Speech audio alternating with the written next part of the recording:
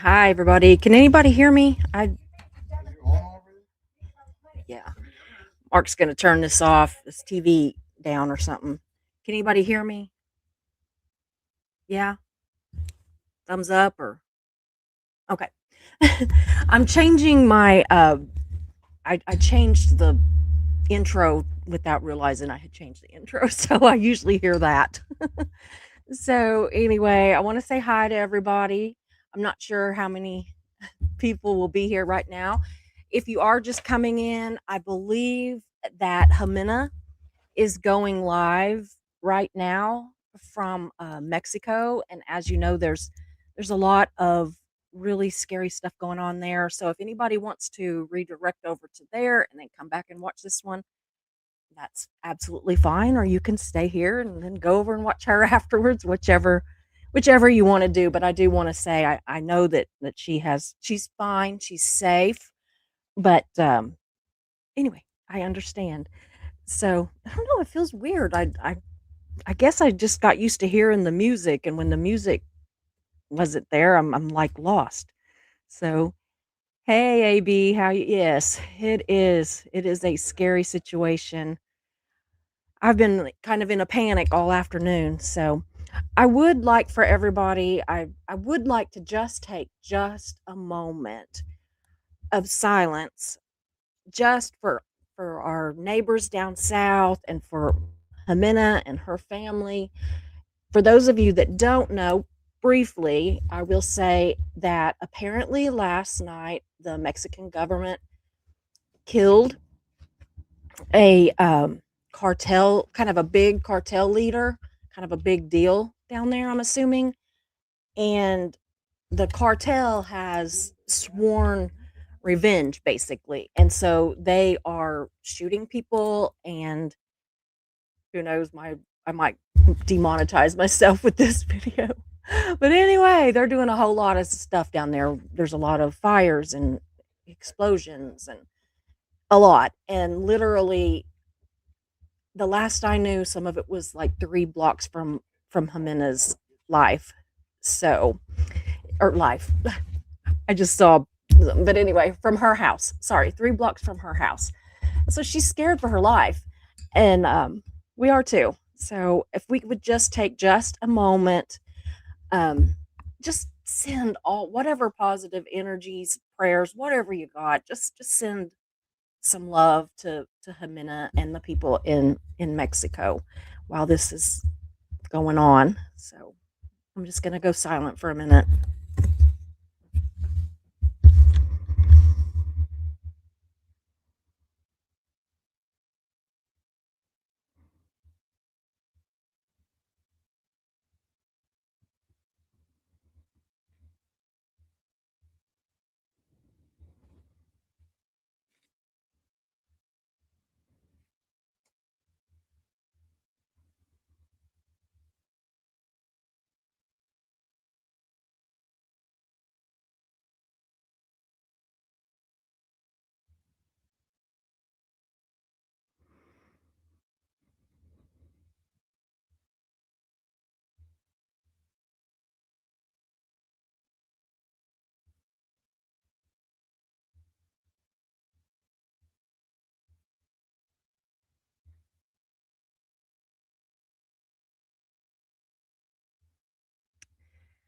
Okay, thank you all.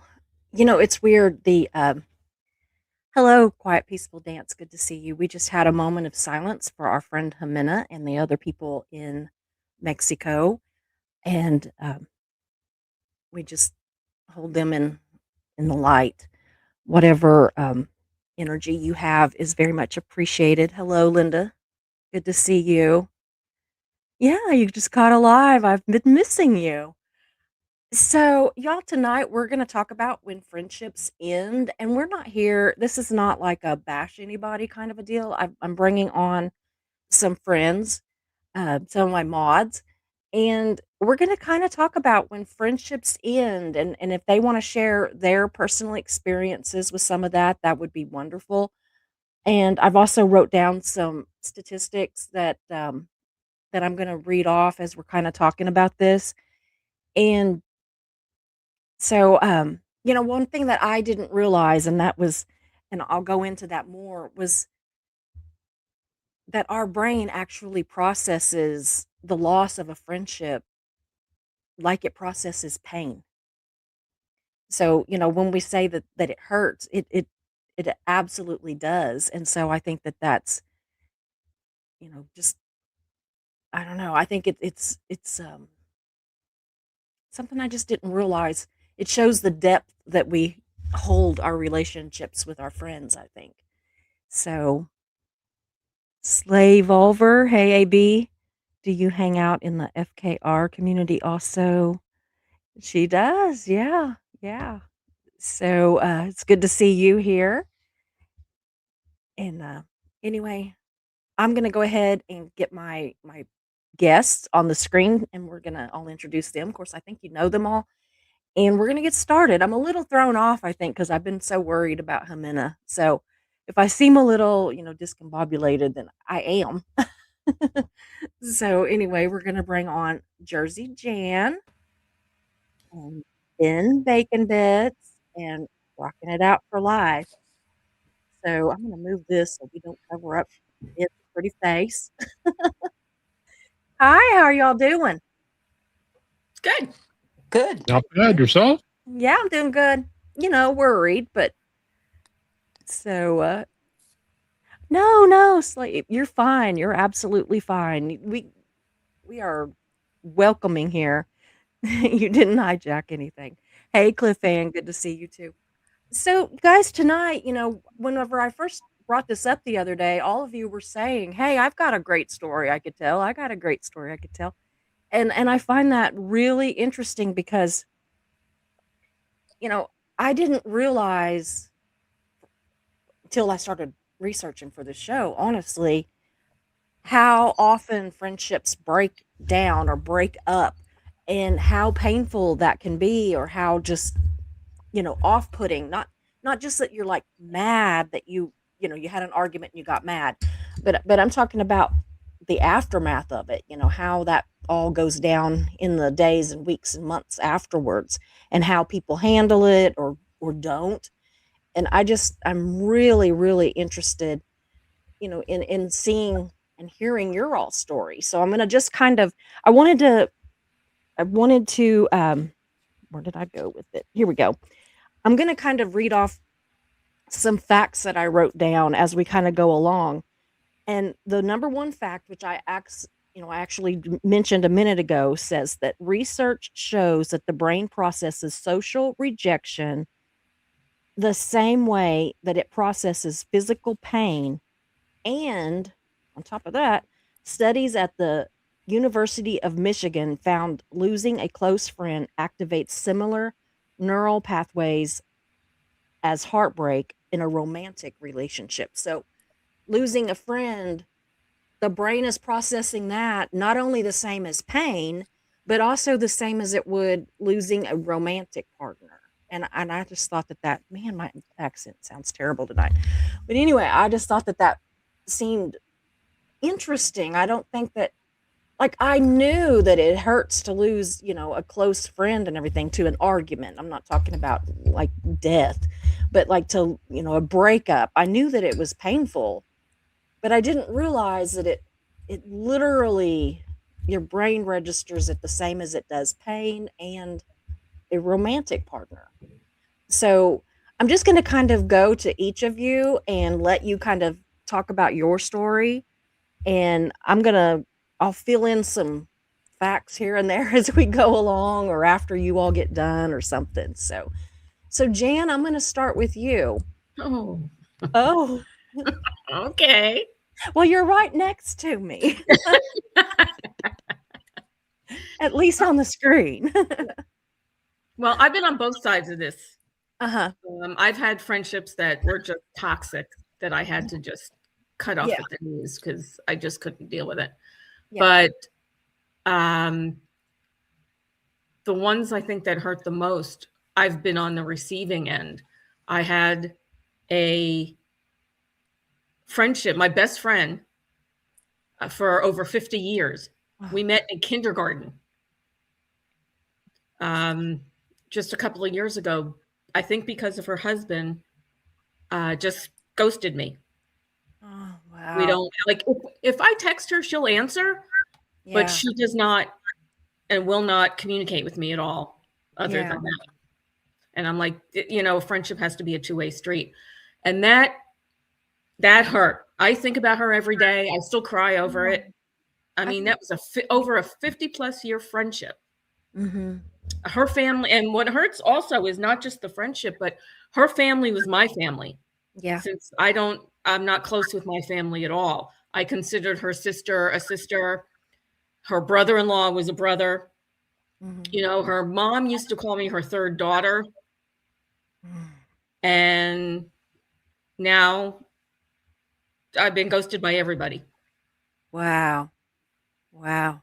And So it you hurts. understand how that, yeah, you understand how, like, saying that your body, your brain actually registers that the same as it does pain, Yeah. because it actually literally does hurt. It does. It's It not feels just very painful. upsetting, it hurts. You know, the stuff I was reading was saying that, like, you will feel physical pain, you know, Mhm. over a friendship breakup, just like you do sometimes. You know, they say people die of a broken heart, and that's actually something that happens. You know, you can actually die from a broken heart when usually it's a, you know, I like believe a it. romantic partnership thing. One dies and the other one just loses the will to live, you know. Mhm. But yeah, I had a friend that we were friends since the 3rd grade, and, again, just like what you said, very close friends, you know, family was family. She was at my house as much as I was at as much as I was. We were at one or the other's house for years, Mhm. and then kept in touch even after I moved here to Oklahoma. We kept in touch and everything. And yeah, we, quit being friends over politics in, 2016. She just ghosted me, and, you know, we talked a couple of times. We tried to kinda pull it back together, and then she was actually killed in a horrible, she was a runner, and she was a hit and run driver hit her and Oh killed her my before we God. were That's able to. horrible. Yeah, and so I literally didn't find out about her passing until the funeral was over, so I couldn't even, you know, fly there and see her, and that's something I've had a really hard time getting over. There's been others, but that one's probably the hardest, you know, Mhm. and she was like a physical, what they call like a real life friend, you know, and but I've had some even online, and we'll talk about that a little bit too. So how have I mean, how are you doing with that? Are you just like, you know, just trying to just muddle through it, or, Yeah, you know? exactly. I have no choice, Yeah. and there's nothing I can do about it. Yeah. So That's I so just sad. don't contact her. I got the message, you know, from her and her Yeah. family that she does not want to have anything to do with me anymore. That is just So so I got the message, sad. and I just don't contact her. Mhm. Oh, I took wow. away the desire, not the desire, what am I trying to say? Temptation. Temptation. My Yeah, I was trying correct to grab word. that word. I deleted everybody's numbers out of my phone. Yeah. I don't have their phone numbers. I don't have their addresses anymore. I have no idea if they're Yeah. living in the same places or if God forbid, you know, somebody passed. I have no idea. Mhm. You know, I'm the godmother of her 2 sons. Oh man. Yeah. Do they keep in touch with you? Yeah. Oh, that's Yeah. good. That's I at mean, least not a lot, you know, not a I'm just kind of good. like the, you know, the aunt that lives half kind of thing. They're adults now. But, I mean, so I my responsibility is basically over, you know, she passed after they were both grown and married and everything, and Mhm. but I still consider myself their godmother, and, you know, I still wanna know what's going on in her life, but yeah, it was man, friendships, they are so great, but they sure can suck sometimes. Yeah. So so, Kim, let's hear You said you had some stories too, and we'll come back. We're going to kind of circle around to Yeah, everybody. um, it's kind of interesting. In 2020, of course, COVID was happening, Mhm, and there were a lot of political things happening. And through online, I saw people changing mhm. that I had known, like high school friends, not current Yeah, friends, but you know, yeah. um, it was strange. It was Mhm. it was scary. And then along the way, I discovered that the Mormon Church was false, and so that was a complete Yes, I was about to loss. say you had a huge So, and then along the way in 2020, I finally decided to apply for disability. Um, I got it, and then I paid off this home that I live in. I got it for 16,000, tax Oh, forfeited wow. home. And so I solved that problem where I don't worry about where I'm going to live. And but then the people part, I've been Yeah. learning about interpersonal communication. I've been developing my identity, not the Mhm. identity that would always try to convert someone or if I couldn't move on kind of thing. It's developing actual relationships, Mhm. not things that are quid pro quo Yeah. because of church or because of not being friends with someone because they're not members. So it's the Yeah. whole thing now. I'm s- I'm sitting here going, wow, how do you guys do this? This is new. This is different. And in the past 5 years, some social relationships here and there that weren't friendships, but that were huge examples of miscommunication Mhm. that ended up with me seriously being blocked for over a year from a channel and not knowing it because I Oh, didn't wow. know how YouTube worked. I found out because I tried to send them a super chat because they were down and they were going through a whole bunch of stuff and it wouldn't go through. And I was like, whoa. And I'm not chatty the way I used to be. I mean, I'll say Mm. hi and then I bow out because I'm either listening to the chat or listening to the information. My brain has its troubles with both. I have a hard time doing both. I You'll see me just kind of, like, lose it, like, I'm, like, off over here somewhere. It's hard. It is And hard. that's why being a mod, I love it because I'm paying attention to my chat. I'm in the Mhm. moment of the chat. I Yeah. don't even I have to go back to hear the content. Yeah. But all of this, it was so much miscommunication and telephone games that I was not even a part of. I'm just Mhm. this person. I'm nothing. I'm just a member of a chat that had this happen to them. Listening to a different matter was Nora's chat. Somebody had a problem and they said, well, email the creator. And I'm like, oh my God, you could do that. And that's how simple it goes sometimes, where I don't realize that that's an option. Yeah. Yeah, I didn't I either. emailed the creator and I got a whole bunch of information back. That creator, man, they gave up so much of their control in that email and it was like, I responded back that I would love to interview them and I will send them the question in advance. And I've never heard from them again. And that's okay. These are the Yeah. attempts made, okay? It's not a right or wrong on anybody's part. Now, maybe the blocking me, and I didn't even know it because I'm kind of dense. Now, that's on them. They still got my watch time. I just, Yeah.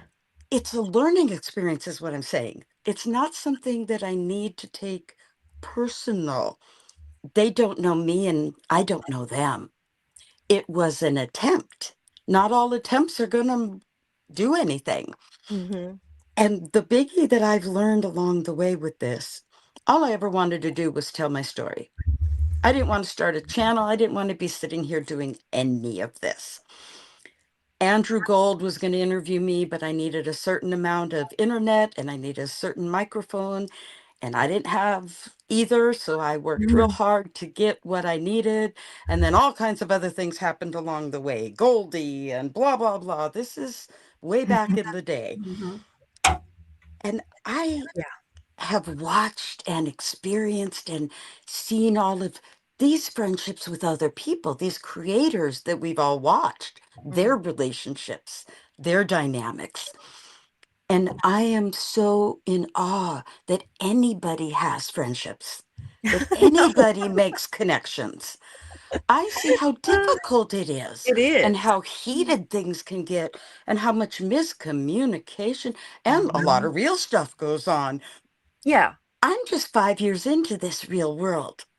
I'm 61 Yeah. years old and I'm willing to learn. I'm willing to be out here doing this. And when you talked apart, one of the things it said was the healing part of when friendships end. Yeah. What I've been learning is about the habit loop. And the basic loop of a habit is you've got your cue, you've got your routine, and the reward. Okay. So you've got cues, you maybe have a connection, you might, think, then you're getting them into a routine. Maybe you're chatting a little more interpersonal communication, the reward, you know. So then you've got that nice loop. Things happen that disrupt the loop. What you have to do to heal is you gradually introduce something new because that's your routine. You're used to it, even if you've only been doing it a couple weeks. Hmm. And it can be heartbreaking because it was an Yeah. attempt, it was new. You don't have to have 30 years to feel the pain that you were talking about Absolutely. because that's how I felt. I felt a physical pain that I could not understand. And then I started figuring some things out and I am so grateful for all of it. And I hope people get a little something about what I'm going through and the Yeah. process of all of it. Um, I don't have bad feelings, which is really cool about anything, the past 5 years of all of it, Hmm. because I've gained and I've learned. And those relationships that got to start, maybe this is the ebb part and it's going to flow later. Yeah. Maybe I wasn't anywhere near ready because I didn't have an identity yet. Okay. Hmm. I didn't even know what color. I didn't even know any basic things that I like.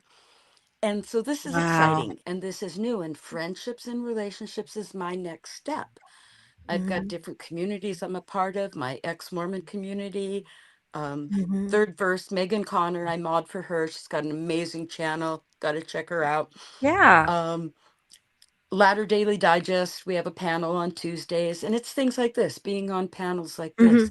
I love We this. This we is my get to favorite part. explore how to make those connections, not just here in this parasocial way, but in our real lives.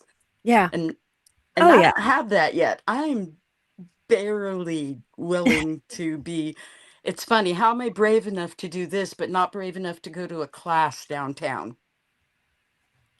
I get it, though. That I sounds get so it. weird. Anybody People could be see me on watching here. this, but go downtown?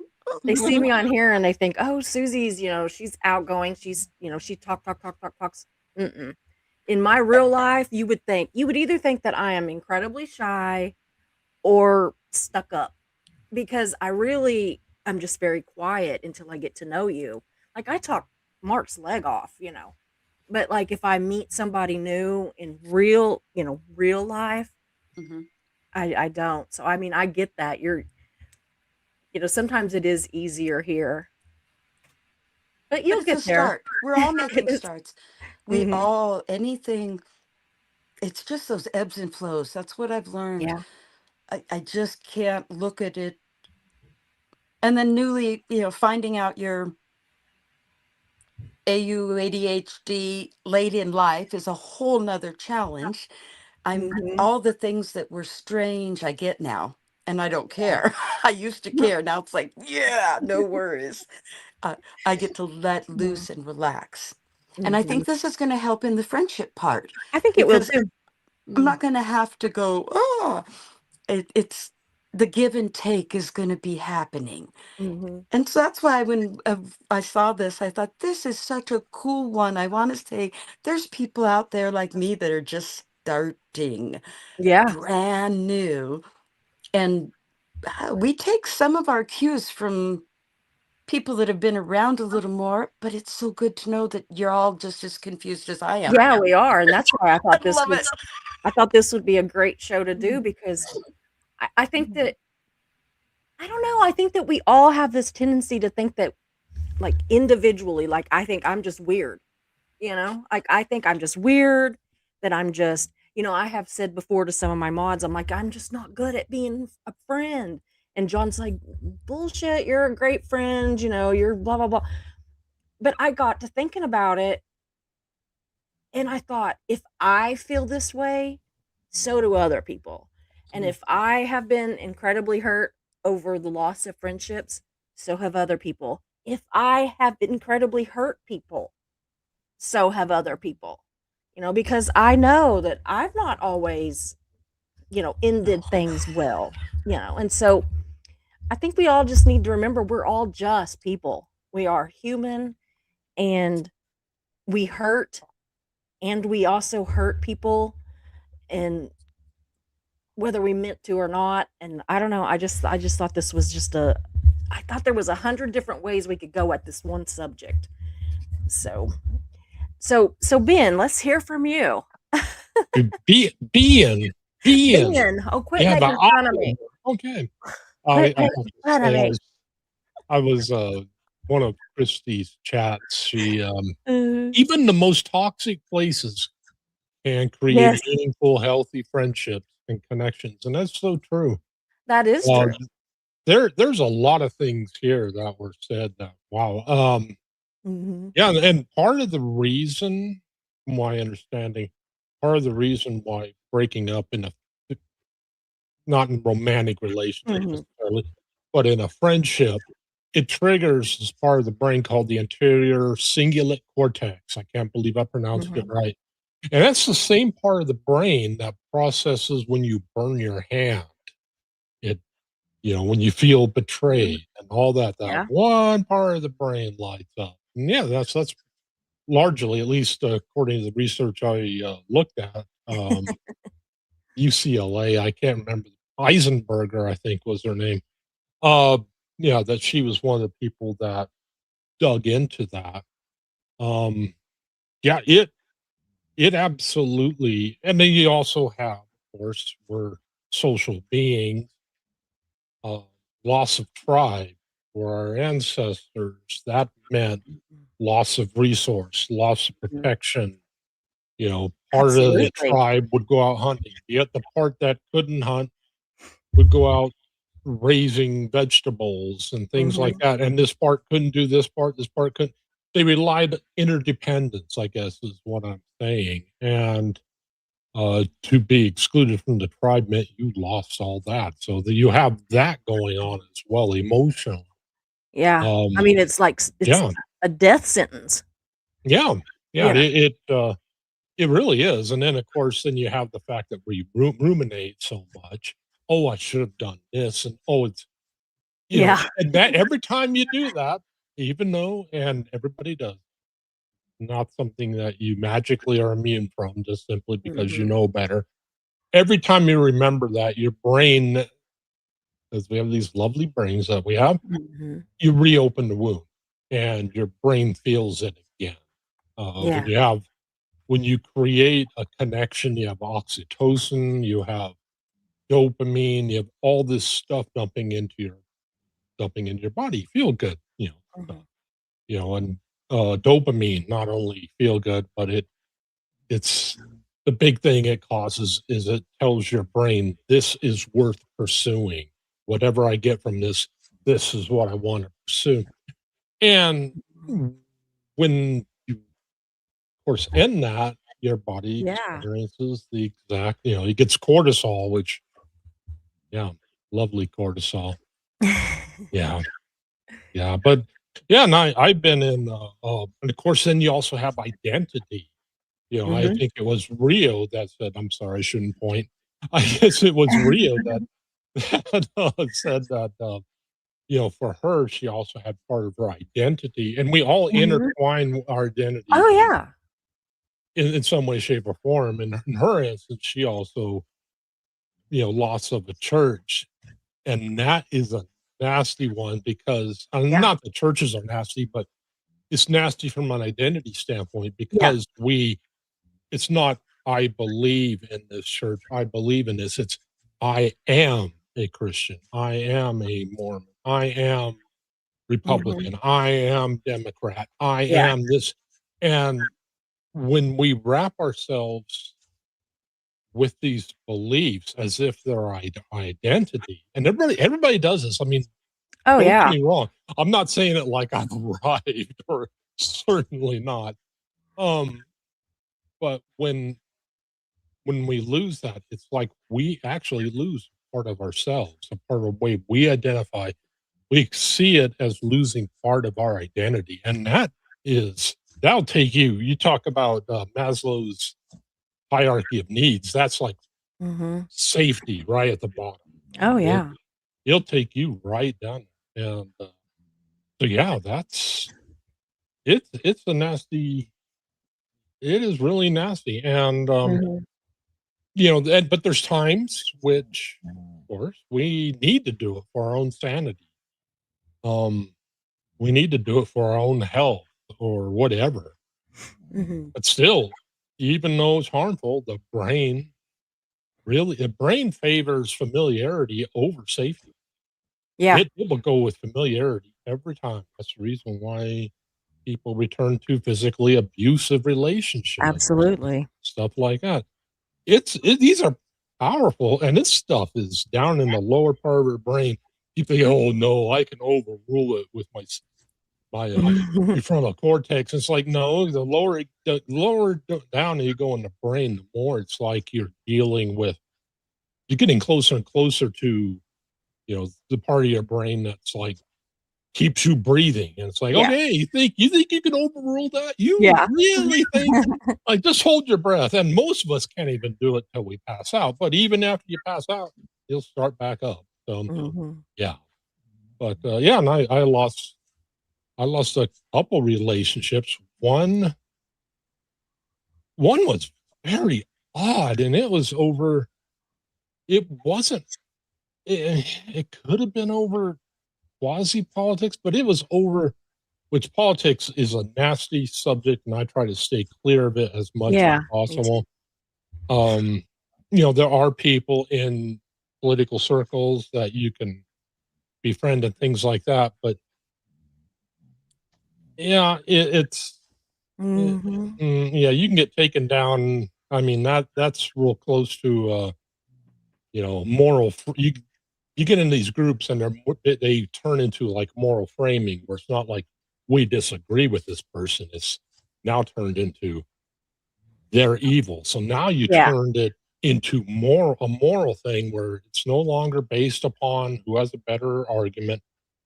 You can't reason with these people. You're certainly not allowed to talk to people on the other side. It's now a moral thing. They're evil. Now you no longer have to even reason with that. You just have, well, they're bad. Well, Yeah. why? Because they're evil and I'm Yeah. good. And yeah, that's a way to. But yeah, anyhow, this relationship was, of all things, over economics. I mean, you Wow. talk about something that's so low temp. Economics, really? But we were discussing this thing about current year baseline budgeting.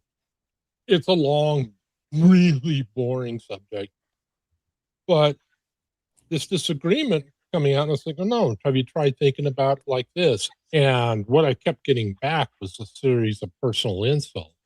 Yeah. Like, why are you doing this? I'm like, you're just plain stupid. Even my 7-year-old daughter can understand this.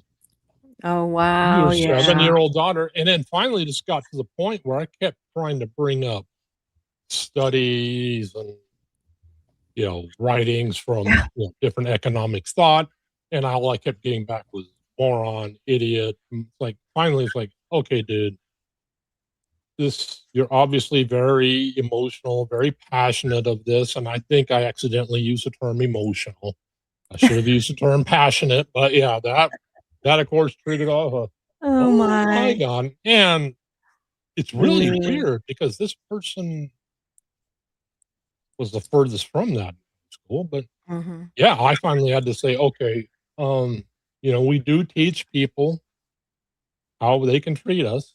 Yeah. And it's like, no, you've crossed some, you crossed a couple boundaries that no, and that was before I, you know, got into psychology a little bit. Now I can see some warning signs about some behaviors, which Yeah. hindsight's always 2020. But Well, we think still, people are at the same level as us, and Yeah. people well, aren't. do. yeah, yeah, And I think and that's a big thing with a lot Mhm. of friendships even. Yeah. yeah, There comes a point you're not at the same level anymore. well, Mhm. yeah, and I don't really necessarily try to put people on a hierarchy, but Well, um, I no, mean, I like, guess that's you were not on the same road and now yeah. you're not. How's Okay, that? now I see You what know, you're Yeah. you guys Yeah. are a little yeah, bit different. Change yeah, happens and Yeah. yeah, they changed, and Yeah. no, I get you yeah. that. either accept or you don't. And man, that's hard. Well, That's thanks for that. Yeah, because I that's misunderstood what you were hard. saying. Yeah, Yeah, yeah, and I yeah, get what no. Yeah. I get what you're saying. Yeah, and we do naturally think that. We think everybody thinks like us. When we relate, this will come out in speech Yeah. patterns and everything else. We say, well, people say, usually, or people believe, Yeah. usually, and it comes out more times in high stress. But yeah, when we insult people, we tend to use insults that would hurt us. We Yeah. think, therefore, they're going to be hurt by what would hurt us. It's not always the case. Not that I'm necessarily saying it's a good thing to go around insulting people. No, but I know what you're talking about. I get it. Wow. Linda Scott says, I'm lucky my friends and I put our affection for each other before our differences. Yeah, that's what we try to do. But then there's every once in a while, there's that case that it starts out that way. And then, for one reason or another, it's not. I mean, I have lost a couple of friends in my life, one in especially, well, the one I talked about, but another one in particular that I would have thought that we would have been friends till the day one of us died, Mhm. and to everything fall apart in the span of 5 minutes is devastating. And this is somebody that like, you know, Linda was saying, I thought, and so would she have thought that we put our affection for each other before everything else. But then did we? And I don't know. Was it my fault, her fault? I don't know. I don't know. It just happened and it's devastating. It is absolutely devastating. It makes you kind of afraid to make good friends again because you don't want to be hurt like that again. So I was going to read this off real quick. I have I don't remember how many little facts I wrote down, but anyway, I thought this one was interesting.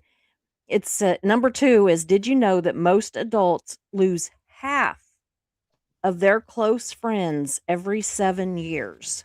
Hmm. And it says, it asks, so I'm asking this of the chat too, and of the panel. How many of your closest friends from 10 years ago are still in your life? You don't have to absolutely count them, but is there a percentage? Have you thought about how many of your closest friends in the last 10 years that are now gone? I mean, not from passing away. I mean, that you've, just drifted apart, or you've actually had an argument that has caused you to split. And I was really thinking a lot about that. And my situation's weird because a great deal of the last 10 years, I was fighting cancer. Mm. And so I was so wrapped up in my own world, and my world was very narrow, because it was very much just survive, survive, survive, just whatever I needed to survive. And, COVID and all that, if you add all those things together, I literally have drifted apart from. I mean, we're not arguing. I still, if I see him on Facebook or something, we speak. but it's not the same. It's not that I go look for them or they go look for me. It's this, if we run into each other on Facebook or something, or some of them are, it's like if we run into each other in the grocery store or Walmart or, a restaurant. There's even friends that I have had since high school. I've got this one in particular that we've been friends since, God, I was probably 15 years old. I'm 59 now. And I absolutely love him with all my heart. He's one of my dearest friends.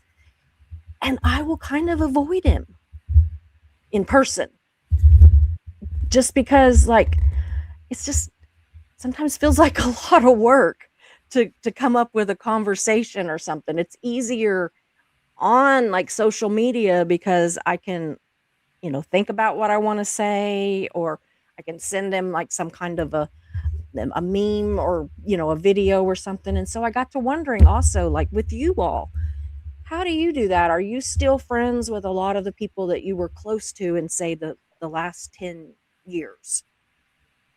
Or have you drifted away from some of those, or Mm.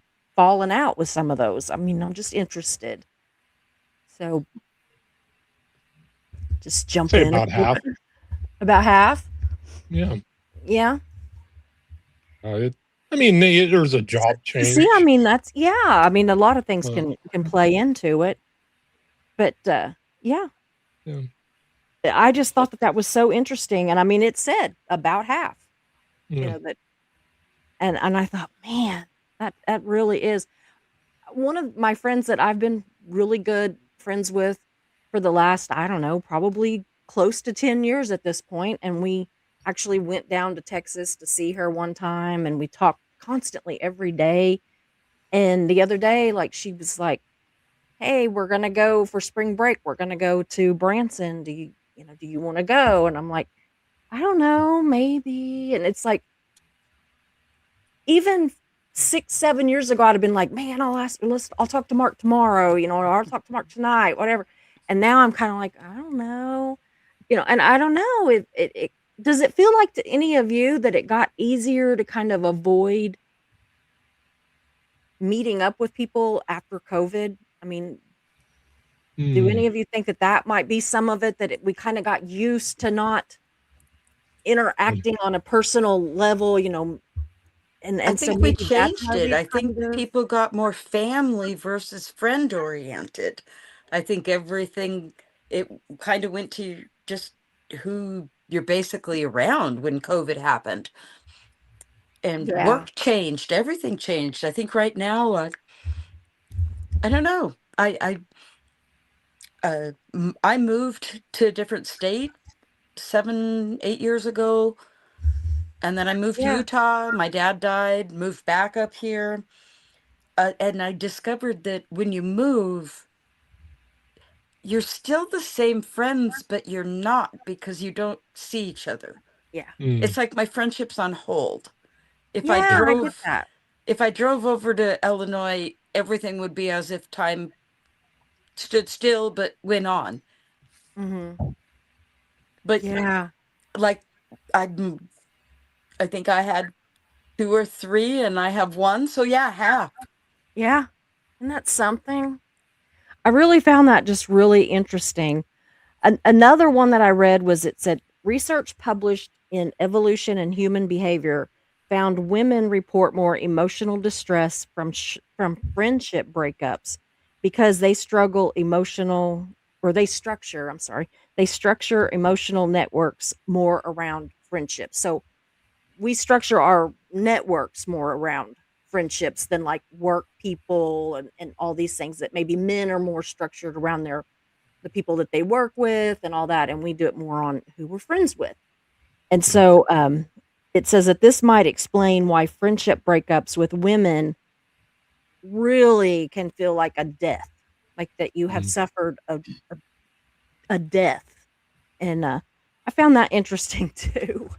And so Ben, you're our man on the street here tonight, our token male. So, okay, so like whenever you suffered the loss of this friendship that you were talking about, did that feel like a death to you too, or did it just feel like, oh man, I've just lost this, really good friendship? I mean, One did. The person I talked about before. yeah, That one that one felt like a deep loss, yeah, and because we had hung around together since high school. yeah, Um, yeah, I had another one which I'm not going to bring up names, but everybody here would recognize if I said who it was, or at least most people would. This person's father ran whatever a channel, but even after things with him were fairly well known, he's he's a crappy con. I'll just put it out that way. Okay, you have him, but his son and I were getting yeah, along, but this guy, I commented in one channel because we are watching. It was on, people exposing his father, and he chose to turn and lie to another friend I had, who we have always had our differences of opinion. Most of it was on, you know, this trash, DSM psychology and things like that. hmm We've had disagreements, but gravity. We've had disagreements, but like, oh, so what? But the lies that this his son told this person, yeah. I mean, I've kind of worked it out with them, but you can tell there's a rift yeah, there now, and um, I'm actually kind of thankful because this person showed up in a private meeting that we both had, and yeah, it gave me some resolution, and I was able to illustrate boundaries with them. And it's like, no, dude, you cross some lines, which yeah, no, I can't abide.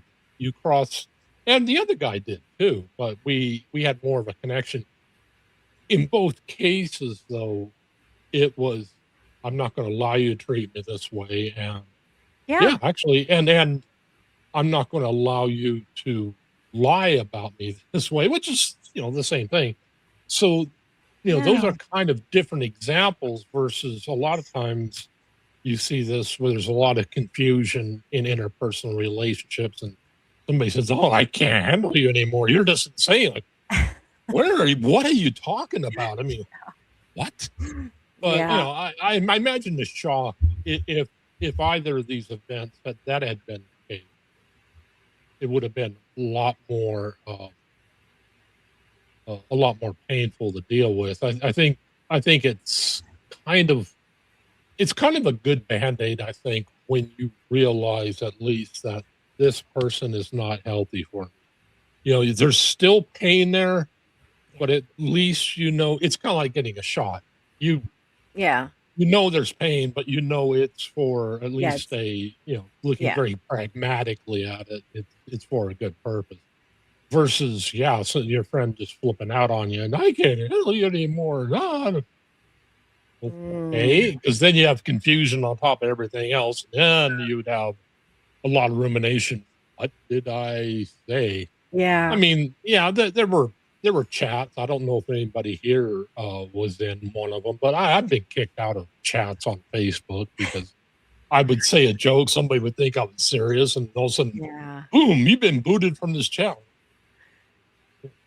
I didn't Aw. realize I was booted. Doing okay, but yeah, I'm pretty sure I still talk to both people involved. Christy says Ben has helped me through the loss of friends and has brought a good perspective I appreciate. Absolutely. He is treasured in our mod group. He really is. We tease him. Somebody said I felt so terrible. But somebody messaged me and said, "Why do you hate Ben so much? I thought he was a really nice guy." And I'm like, "Oh my God, no. We love Ben."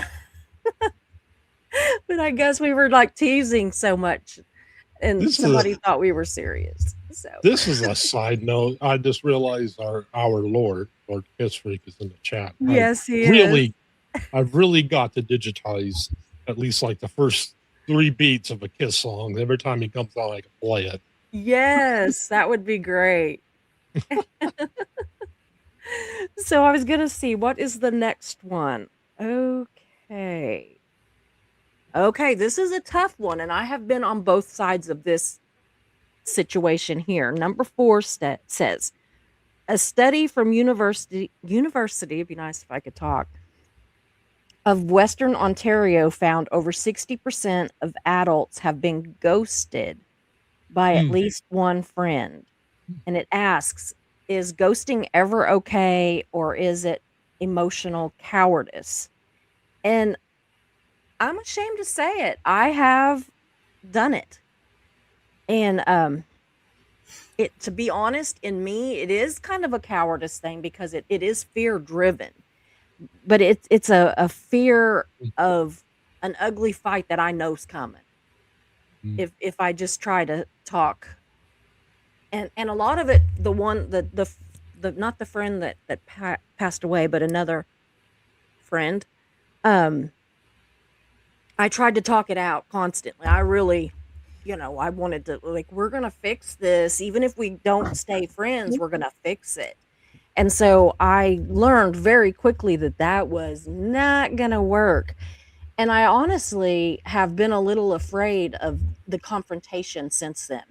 And so I have been more likely to kind of just disappear. And I'm not proud of that, but Mm. that is why. And I know people that get very angry if you say, well, I did this, but this is why. But I don't think of it as an excuse, but there's a difference in excuse and reason. It's not a good excuse, but that is the reason that I've done it. Then And it's not so, ghosting. It's oh, what was it? It's the you're changing the, what's it called? You're changing the boundary with no notification. yeah, You're going no contact with no notification, no yeah, advance notice. You're not ghosting yeah, anybody. You've made a conscious choice. yeah. Well, there's usually the people that it has happened with, they know that there's something absolutely wrong. It usually is an argument has kind of started. Not like I do it all the time. There's been a couple times. But would that be an ebb But in your relationship where the yeah, friendship can reignite later because I there's don't think nothing? so. Or I does don't. or do friendships not really work that way? Some do, but these two I mean, if you particular, I ghost don't think somebody, so. does that keep a door Yeah. open, is what I'm asking. Yeah, I wonder. I hadn't thought of it that Or way. not.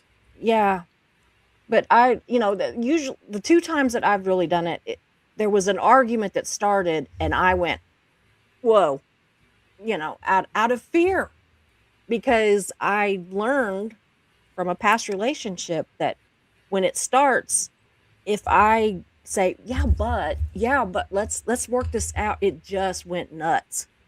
And I don't want that. I honestly, it doesn't work out this way, but I really sometimes think like what you're saying is like if I just back away, I'm not going to say anything I regret and they're not going to say anything they regret, and maybe this can work out to where we can still be friendly or you know not enemies basically in the future. But I have found that, and I was looking at some of this, let's see here, where did it say that? It says, yeah, it says that that a lot of times whenever you do ghost somebody, that just makes them come back at you more because Mm. they're feeling Would be. just shut down and unimportant. And that has never been my intention. It really, in those moments, I'm very selfish. I have just like shut down out of self-preservation, basically. See, And I've been again, ghosted, and being neurospicy, I don't get the hint. I don't catch the cue. So if I've yeah. been ghosted, I wouldn't even notice. Yeah, I wonder that about the It's like, people, the two relationships that has happened in. I wonder if that has some on it too, and with myself. I think that it's like that it's this where I really it didn't work out. And instead of just being able to say it didn't work out, and I believe I've got a friend that says that you can break up for any reason. You don't have to have a good reason to break up with somebody. If it is not right for you, it is okay to break up with somebody. Well, maybe it should be like therapy, where every 5 years you should switch it up a little. Yeah. But so, I'm kind of wondering if any of you have been ghosted or have ghosted somebody and how that's worked out for you, because it didn't work out very good for me, clearly. I've probably been ghosted, but yeah, again, I'm the same way where everybody says, "Oh, can't you feel what's going on?" I'm like, "What? Huh?" What? Yeah. I'm pretty dense on a lot of stuff, so it's like, yeah, Yeah. I wouldn't notice. I haven't intentionally. No, I will say I'm going to treat ghosting different than unsubscribing and demonetizing and all that. Yeah. But yeah, I the most I've done has been, gone quiet for a little while. It's Yeah. like, okay, I need to think about this.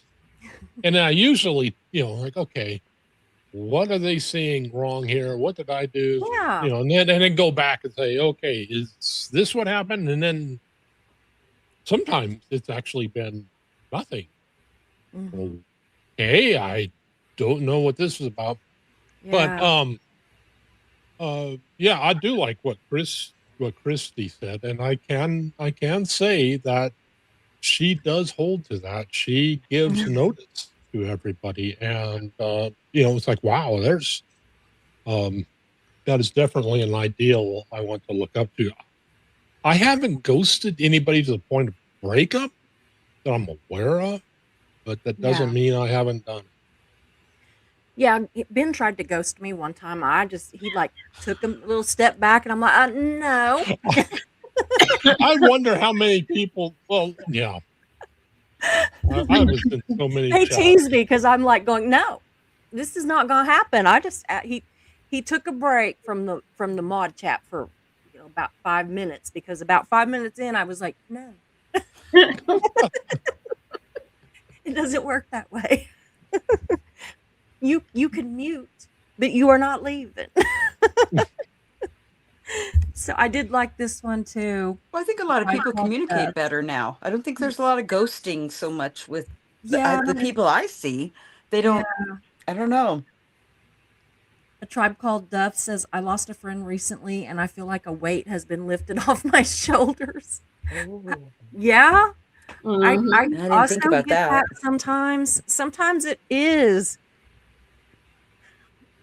To be perfectly honest, I feel like a weight has been lifted off of my shoulders in a lot of ways with some of the friendships that I've lost, just because I was never going to be able to give them what they needed in the relationship. I think sometimes is it bad to just like cut your losses and walk away? I mean, I don't know. Is that bad? From someone that did the sunken cost fallacy for decades, no, I think it's perfectly fine to cut your losses and move on. Because if they come back in your life, it wasn't a loss. Yeah, I get what I you're mean, saying. I've seen too many circles in life where everything just seems to come back that's needed to come back. What is that thing that, if you love them, let them go. If they come back, they were yours. If they didn't, they weren't. And I mean, it's much more beautifully said than that, but you know what I mean. But anyway, I just, yeah, I think sometimes we get into friendship relationships very quickly online a lot of times, especially these online relationships. And then, and for whatever reason that we get into those, and then you kind of sit back and you go, ugh, this just doesn't feel good, and so I've seen that happen a lot in I don't know. I'm just always curious of what it's doing to other people too. It just occurred to me that I actually have ghosted. It's completely unintentional. Ooh. I have ghosted somebody. There was one chat I was part of. I think it was in Key. I think it was the subgroup of Keela's group. But I'm sorry, it's women on women talking. It's like Yeah. this. I feel creepy. I mean, we weren't talking about any of that stuff, but Yeah, I get what you you know, mean. these people are relating like that, and you know, I'm able to interject points, and they were saying, "Oh, that's a great point, Ben. Oh, that's a great point." You know, but it's like, yeah, I'm still, you know, I'm just not going to go in that chat. I mean, like I I like would to go keep in there if they asked my me. mod chat, I keep the mods pretty much equal, men and women. I try to keep it kind of an even thing so we can get both perspectives and now Chris, Lord Kiss Freak, he's a character and I don't know. I know he comes in Chris on the is a male doll. side, but he is a character. I don't know. I feel like sometimes he's like my twin brother. I just love him. I He's a do mess. absolutely love the. I think it's the only video he actually made. And he was burning a shirt from this community, but I just love the cackle. You know, he's like, he's putting Oh lighter fluid no. on it. He's lying on body. I just absolutely loved it because he was just I know he cracking was himself so up to no happy. end.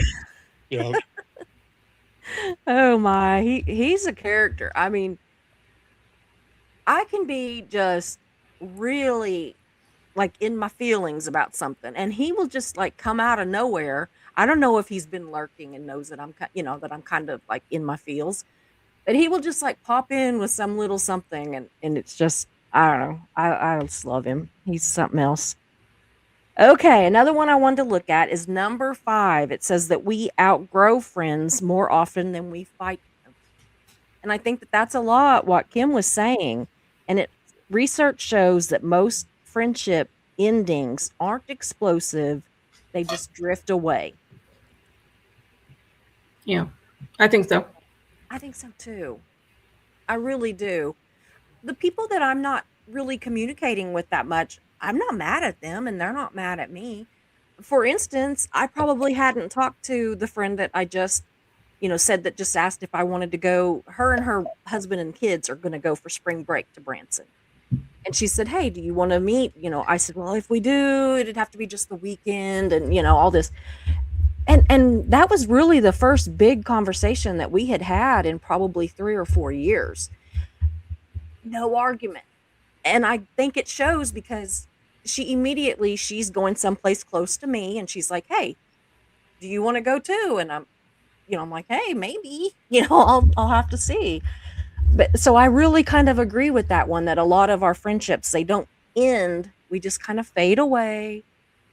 And maybe that's a good thing. I mean, can we kind of move people around, like on a chessboard and kind of, when we need this person or they need us, is it okay to step back in and whenever everything's good, is it okay to back away and maybe go over to here with somebody else that maybe there's something in this other relationship that either we or they need more at that time. I think friendship should be kind of a give and take, and if you're friends, I think that you should be able to be friends without being in each other's face 24/7. Yeah. What works for me is I guess I'd call it my best friend, lives 6 miles from me. We don't talk on the phone. We don't text. She comes over to my house for a couple hours about once a month, and we hang Aw. out and have a chat sesh and talk. And Yeah, because I don't do he said, she said, because that bores me. I don't yeah, care about it's like, do you still want to be friends with them? Okay, let's talk about that. I don't care what they said to you. yeah, And but she has her other best friends that they talk all the time because yeah, that's their thing. It's not my thing.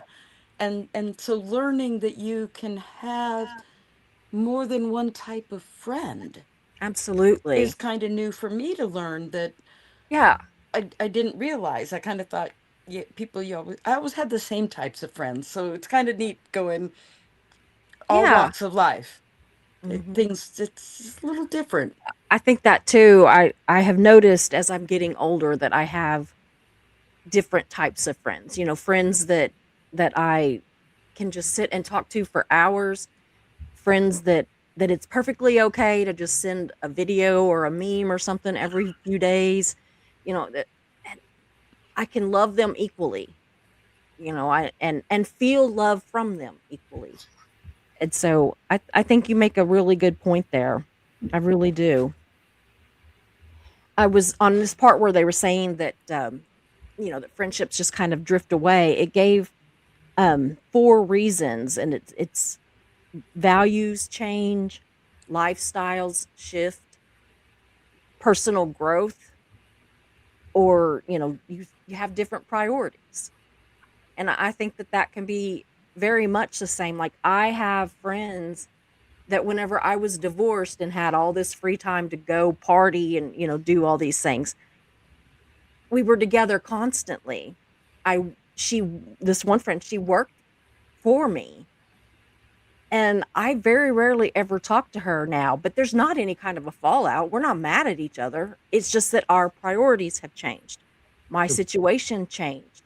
I sold my business to her, and I walked away from that whole thing and got married, and then she got divorced, so she really had all kinds of free time and I didn't. And but I know that if I needed something, I could be like, "Hey, Christy, I need, this." And if she needed me, then absolutely, I would, whatever I could do to help her, I would. And so I really believed that one. I believe that those reasons are very telling. And it says that there is less in friendship, that there is less "you betrayed me" and more "we just aren't aligned anymore." And Hmm. so, you That's know, okay. yeah, Yeah. Yeah. Not the end of the world.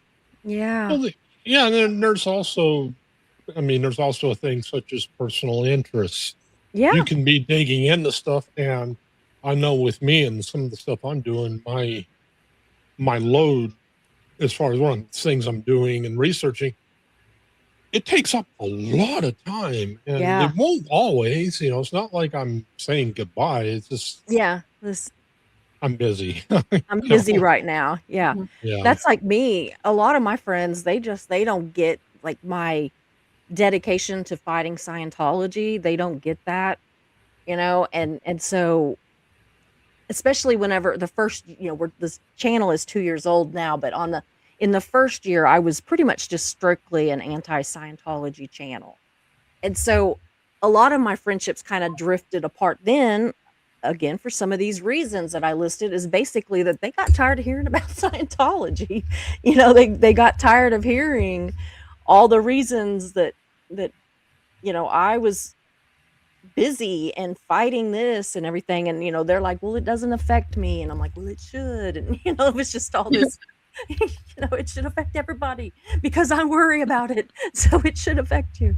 But yeah, I mean, I really, it studying this really, I don't know, it kind of helped me understand why I'm not as close to people as I was, even 2, 3 years ago, 10 years ago, whatever the thing is, and that it's okay, that it is absolutely okay. Hey, Now, Ben. but Ben Turner. Ah, sorry.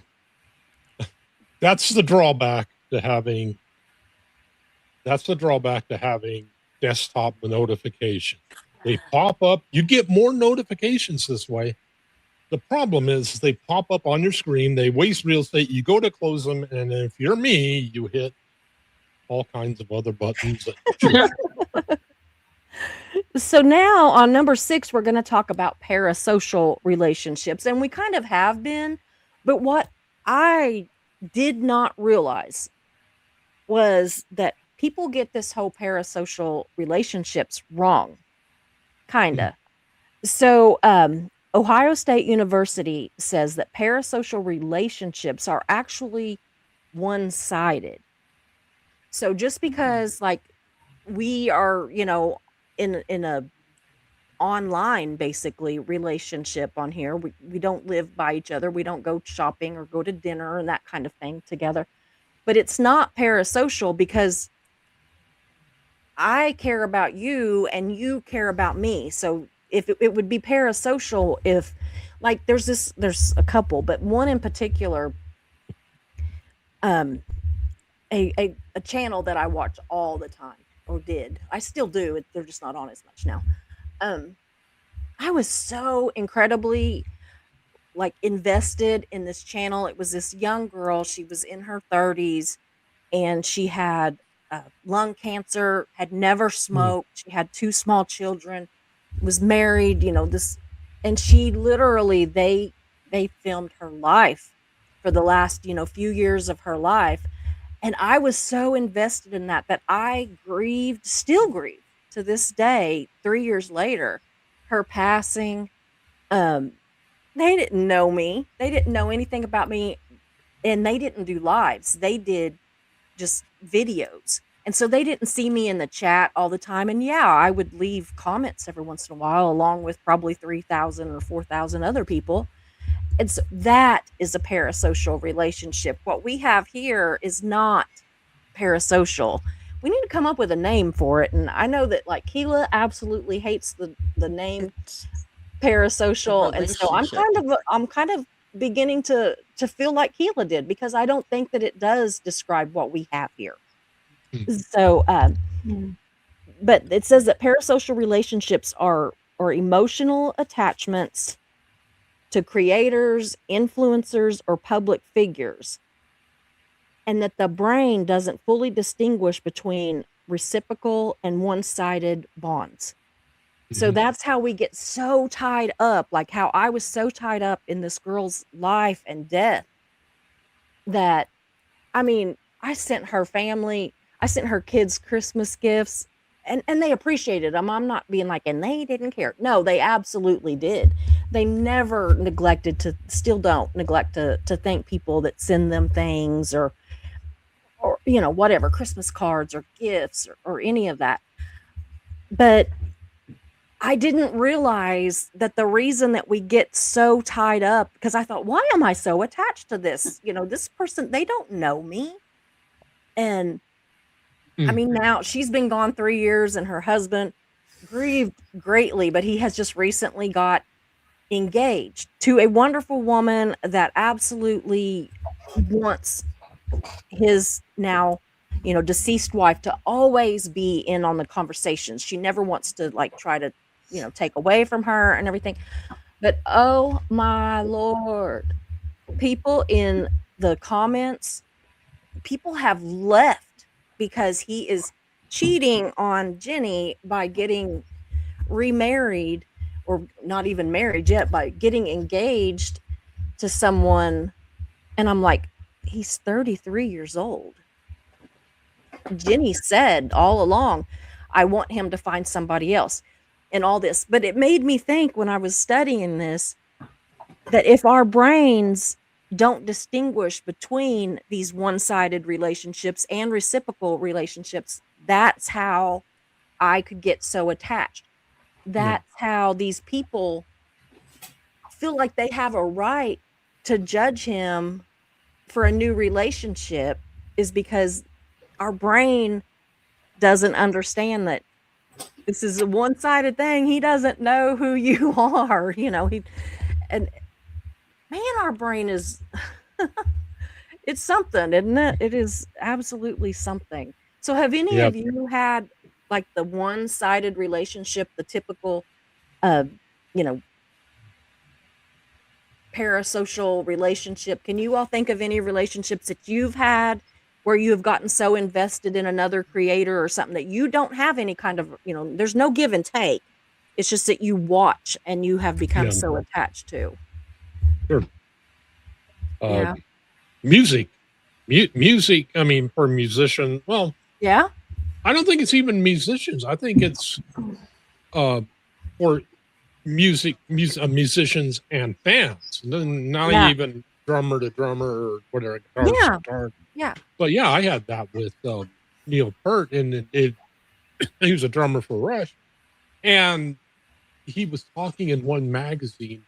I mean, I wasn't like super out there, but still, I thought, wow, I've sent him letters, he's answered and things like that. Like, oh yeah, yeah, yeah, we're like that. And it finally, I read one article by him, and he was saying for whatever reason that drummers connected with him because he was kind of influential, and they would Mhm. often say, "You must feel the same way about this because I play the same style of music," and that was an eye opener. Mhm. Wow, he illustrated it from his perspective, and that really, like, yeah, okay, you know what? I don't know the first. I Yeah.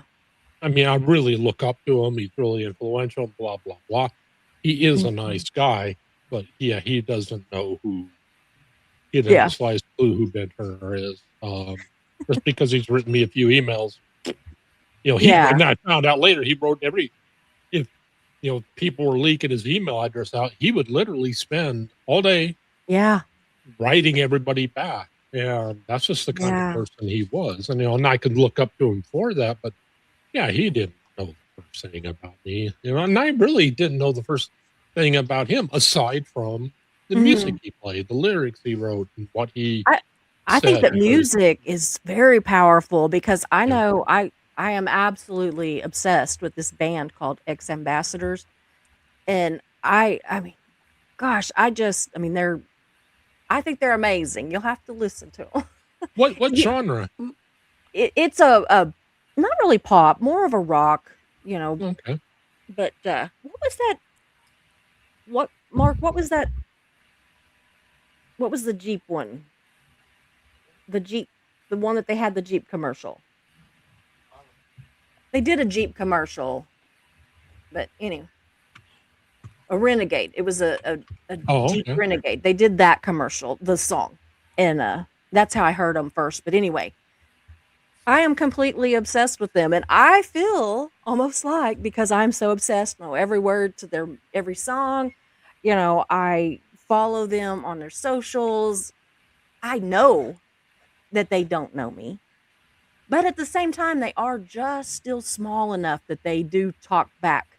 You know, they'll Mm. they'll talk back and stuff, and that just keeps you a little bit more hooked, I think.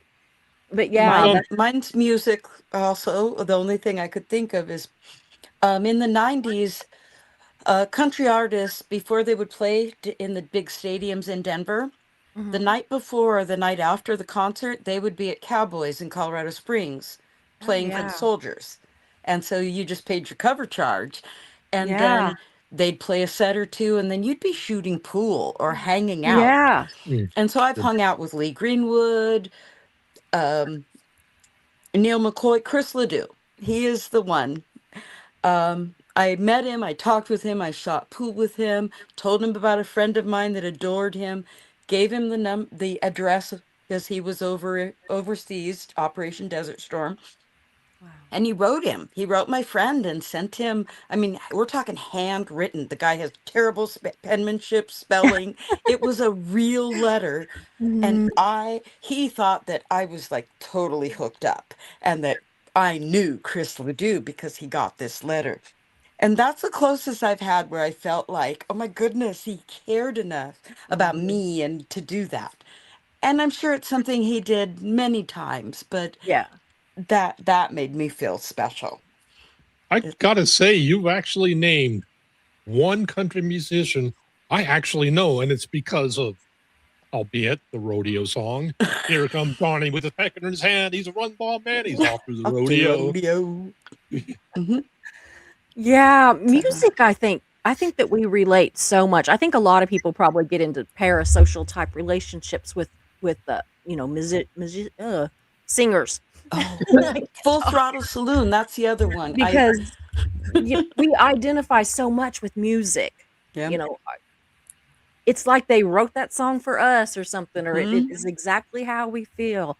Yeah, I've Yeah. met a lot of country and western singers. I had friends that sang in a band, and so I have had the opportunity to meet several. In fact, this is a side note kind of thing, but the singer Tracy Lawrence, I don't know if you know who he is, but anyway, he's a country singer back in the 90s.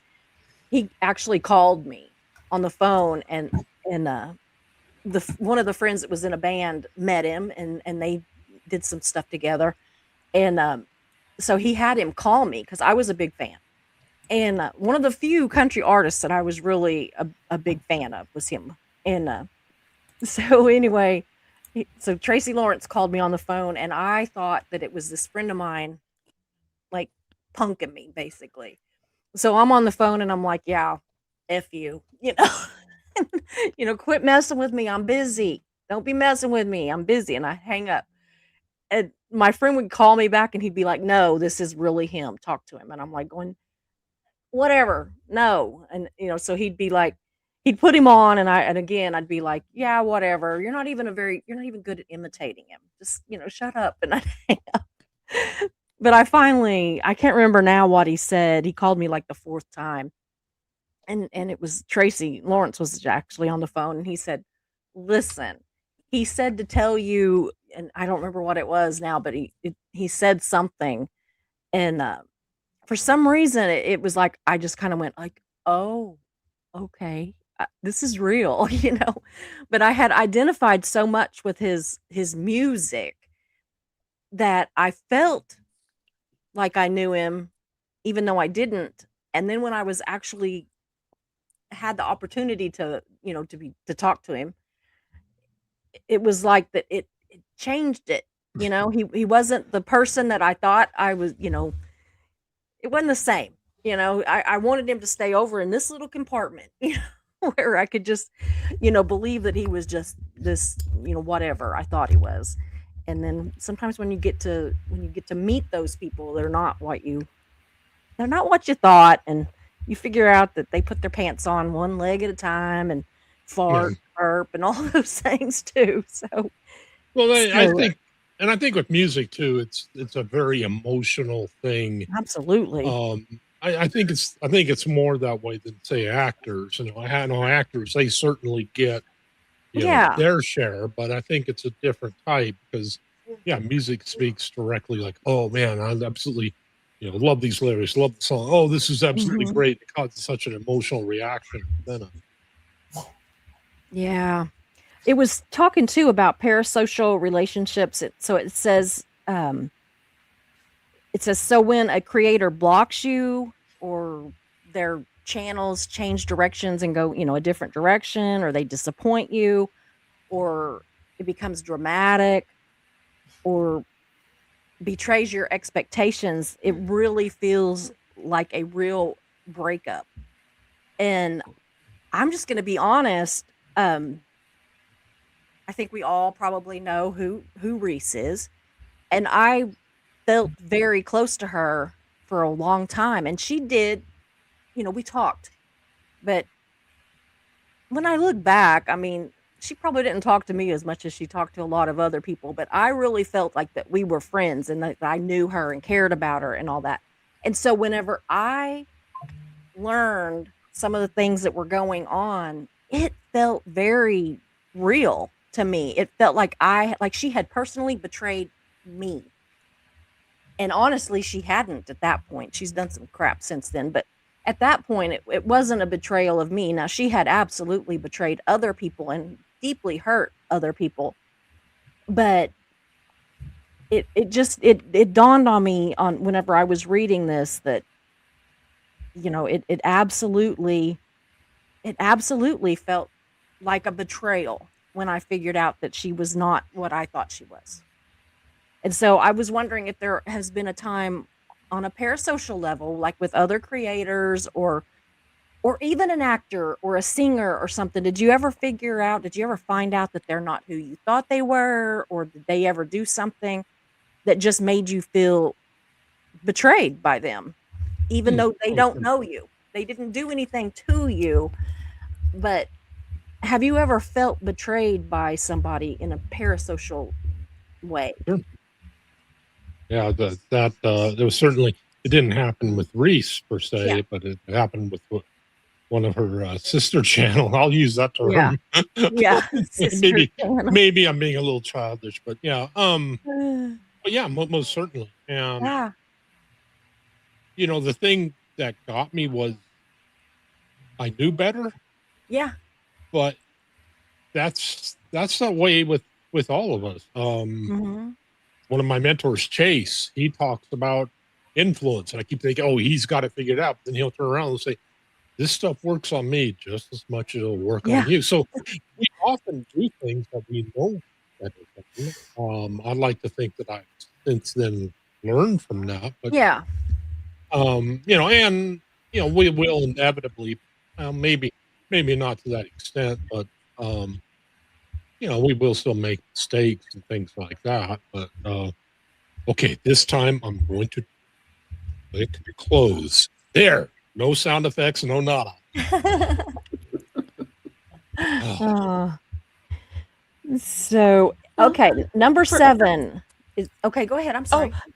for what I had, it was really simple. It was a creator that I had contacted um, with information, like Mhm. kind of thinking that they could do something with it. Yeah.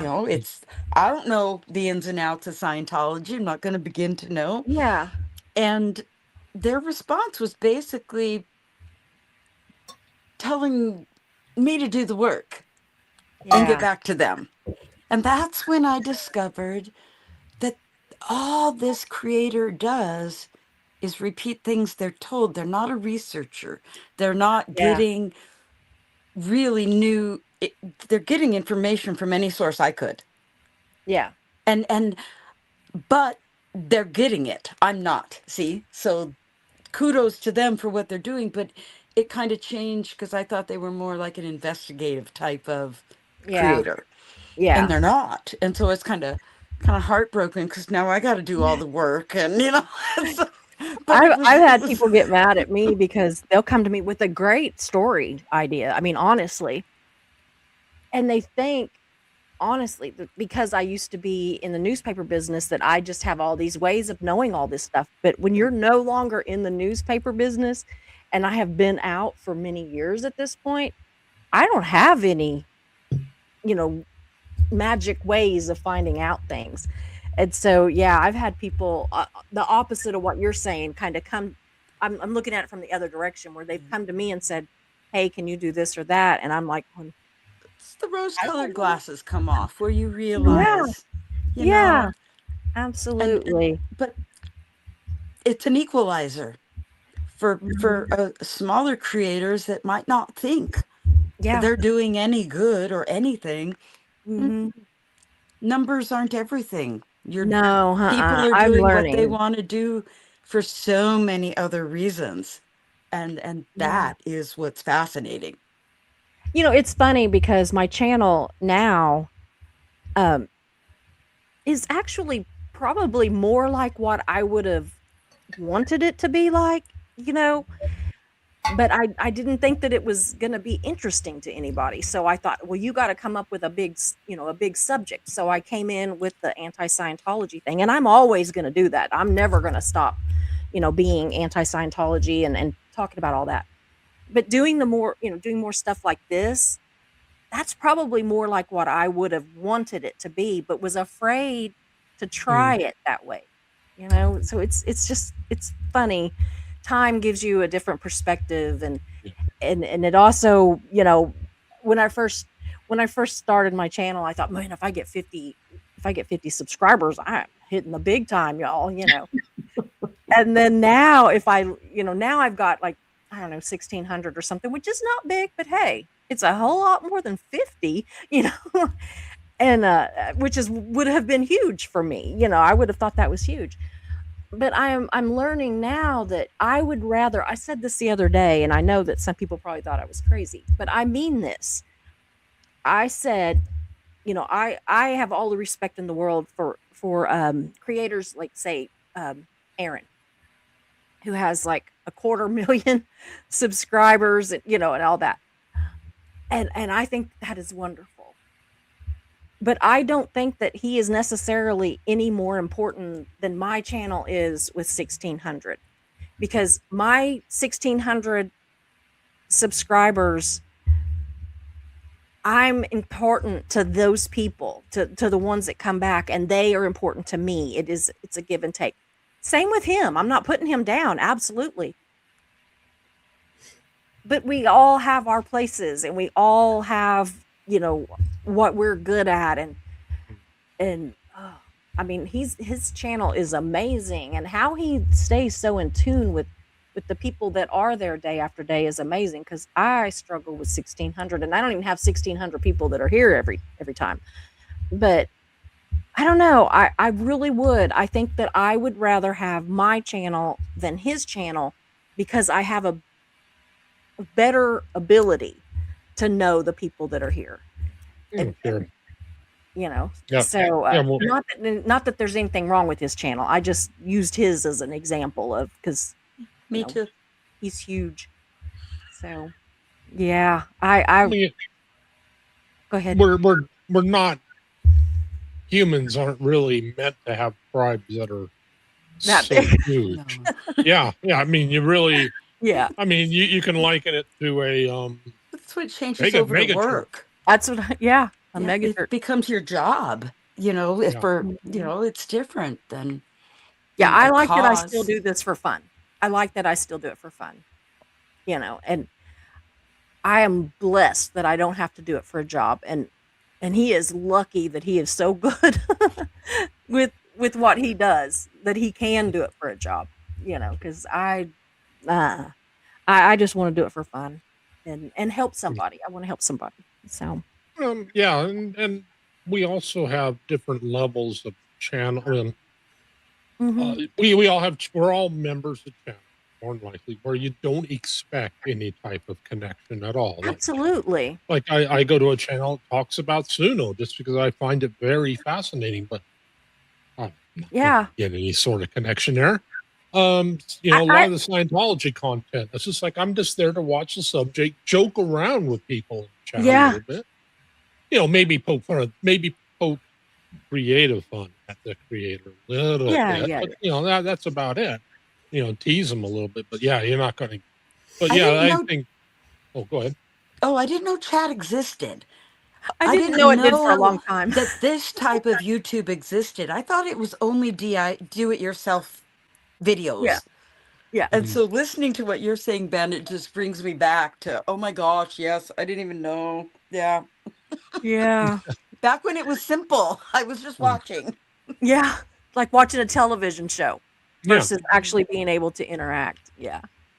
Yeah. I am into a lot of channels that people are probably like, what? Like I am big on all of these shark attack channels. Like I love watching them. I'm not big on them, but I mean I'm big into them is what I'm saying. And they don't show the shark attacks. They talk about them. And I mean I will buy the books that they recommend. I will, I am like in it, like crazy in it. And pimple popping videos. I mean, pimple popping. Ah. Yeah. I will watch that Dr. Pimple Popper to go to sleep because her voice is so soothing. So, yeah, we're all over the place, right? We're all over the place. So, yeah. So, this one I think is kind of very important. I think that we've all been here too. Is number 7 is when online communities break up, that it can kind of feel like that you're in exile. So like if there's a not I mean like okay, so like I used Reese as an example. Um Everybody knows that a lot of people, got mad, a bunch of us left, a bunch of us stayed, and then another time some more left, some more stay, it's been like that. And I was thinking about it whenever I was reading this part, and I thought, I know that it kind of felt for me, like on the outside looking in, I kind of felt exiled, like that I was kind of the bad guy because I left. But then I got to wondering, did the ones that stayed, did they feel like the bad guy for staying? Like because they absolutely believed that she was wonderful, and I absolutely believed that she was the devil. And so, do we, you know what I mean? Do we each feel a little bit of exiled? Is in any community, not just hers, but in any community when there's like some kind of a split, just like a church. If a church splits, Who's the good guy? Who's the bad guy? Is everybody kind of the bad guy, but is everybody kind of the good guy? I mean, it's just so weird It to probably me. it probably depends upon the channel and how they Yeah. use the us versus them Yeah, mentality. Channels which use the us versus them, absolutely. that's going to be what I was talking about earlier with moral framing. That's going to be they left because they're evil. Yeah. I mean, But then they we're going to be understand. like, they're idiots and they stayed. You know what I Yeah, mean? So it's kind but of a both yeah, ways. It's just kind of, it is it's fascinating. I don't know if he's still in here or not. Well, Lord Kissfreak is a great example of this because we left at different times, I think. Um, I don't know who left first or anything, but it was fascinating because in the chats in the lifeboat, we would, I think we'd kind of pick on each other a little bit yeah. that way. But after, That was the best you know, chat ever. Was the lifeboats chat. yeah, That was the best chat ever. yeah, I've but said that forever. afterwards, seeing that he was out with his video where he's burn, burn. Well, he wasn't quite that bad, but it was Yes, he was. just tickling. But after that point, it's like, oh, you're out. Oh, good. Yeah. And the connection actually became more real at Yeah. that point because now you have something in common. I mean, before we had commonality, like, oh, we're in this channel, blah, blah, blah, blah. Hmm. But I think it got deeper. it's a lot more real because you've been Mhm. through something and you both seen it and you both can relate to it. Mhm. And, You don't have to explain it to each other. You yeah, already know it. yeah, That's big. yeah. I mean, So it's the same with any kind of breakup. I think a church or anything, that whenever people on this side or that side, I think they get closer because yeah, they don't have to like explain what happened. They already yeah, everybody knows. So, yeah, yeah. And you're able to resolve that cognitive dissonance. Like, I mhm. know this is going on, but I'm going to explain it away. You don't have to worry about that. Yeah. It Boom. says that Okay. research in digital sociology suggests being removed from an online group triggers similar psychological responses as being excluded from an in-person social circle. And it, Mhm. it says that losing moderator status or group identity, access to the creator and to the, whoever the everybody basically, insider information and the sense of we, that all of that just feels very destabilizing. And I've really given that a lot of thought too, because, I've had a little bit of a beef with a couple of former mods. Not going to go into it. I still care about them. And I don't think that they're terrible people. But I don't think that I really understood because I've not been in that situation. I wasn't like a moderator that isn't a moderator anymore. So I've not lost that group identity or access to somebody or insider information or any of that kind of stuff. And so I wonder if that has affected you all, even if you weren't mods with somebody, but if you were invested in a channel, did all of that, leaving the channel or whatever, did that make you feel destabilized, kind of like the odd man out kind of thing? So Jan, how about you? Have you left any channels that you've kind of felt any of that about or left relationships that you felt that way about? Um, I had a streamer creator tell me Mhm. where to go and to unsubscribe because I Oh, asked a question. wow. I wasn't a moderator. Yeah. I had just Well, started yeah, a but you don't have to small be. Yeah. channel. Yeah, and I had just started getting into it on the recommendation of another creator. Mhm. And I went, what is wrong? What is going on here? Everybody Yeah. else seems to love this person Yeah. and everybody else watches her. And what did I do that was so wrong? Yeah. Yeah. I've So I've felt that when way. she I've told me, you know, I've not I left I've not been a moderator and felt that way. But I have as just a person that has been into different channels or something, and then and felt very much felt like, what happened? Why was I pushed away, kind of a thing? Because I've had Mhm. that happen too. Not quite as blunt as what happened to you, Yeah. where they were like going, hit the road, but just made to feel uncomfortable enough that I knew that, it was time to go, that I was not going to be missed, kind of a Mhm. situation. So, yeah. I mean, one of my shark channels that I watched and have watched for probably 6 years, and again, I didn't know or care what his politics was. Only thing I cared about was that he was going over all these shark attacks over a couple of 100 years, these different shark attacks, and kind of lining up with where it happens the most. And, was it did they eat the person, or did they just like nibble and go on, or, what all that was about. But one day, and I mean, this wasn't personally to me, but one day in his video, he just suddenly said, "If you are a Democrat, unsubscribe now." And I was just like, I didn't know that politics. I didn't know politics had a damn thing to do with sharks, y'all. I did not know that. But yeah, it made me feel very destabilized and very just like, ugh, and I don't know. And then that was like, honestly, that was probably my favorite channel on YouTube. Oh, And Mm. yeah, I mean, to not, I didn't know, I didn't care I mean, he had never said anything that told me or anybody, I guess, what his politics were, and I certainly had never talked to him. I just watched. At that point, I didn't, which he didn't, which I don't even think I knew that you could put messages. I just thought I was just watching. I was Mm. very like naive about YouTube when I started. I didn't know much of anything about it. But yeah, so I kind of get it. Like, I they were talking about, the research was talking about it from a moderator, or now ex-moderator kind of, you know, position.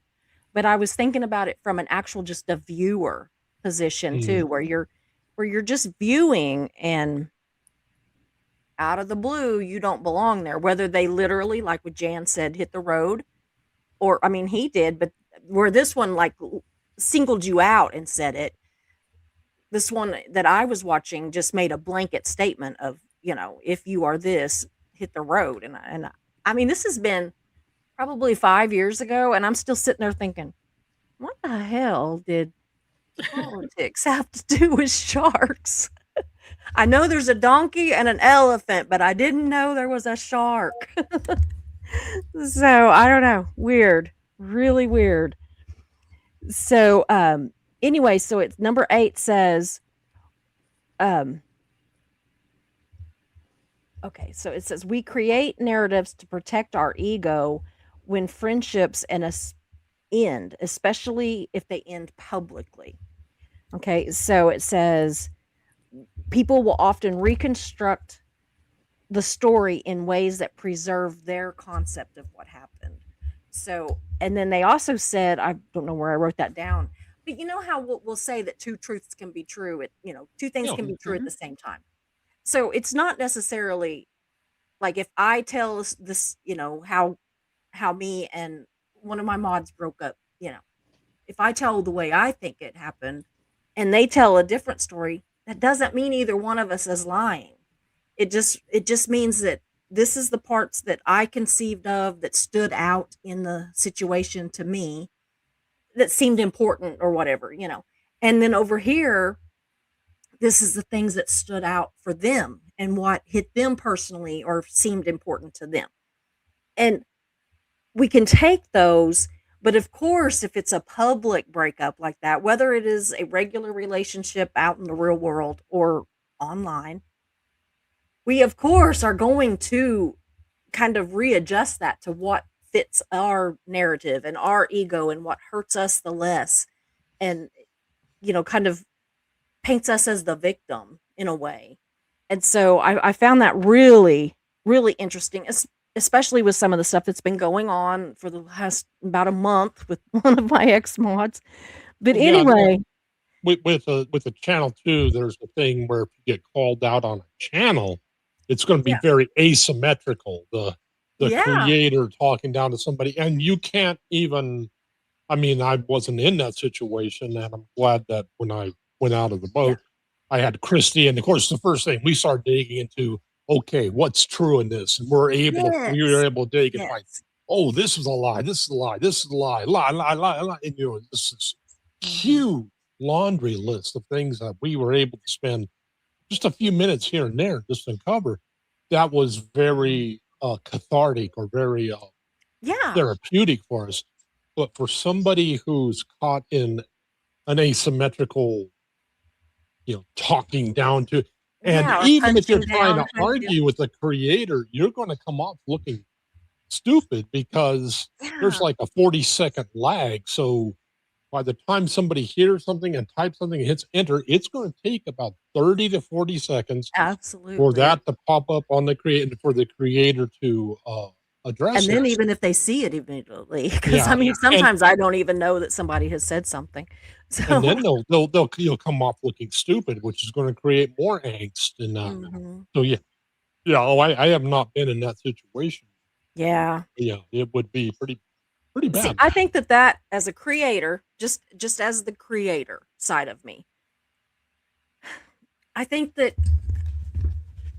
well, the two times that I talked about that I've kind of ghosted somebody was with mods, now ex mods, and both knew that there was some definite tension before. So I don't feel like it just came completely out of the blue, but maybe they didn't know to the extent that I had been thinking about stuff in the back of my mind and everything. But Mhm.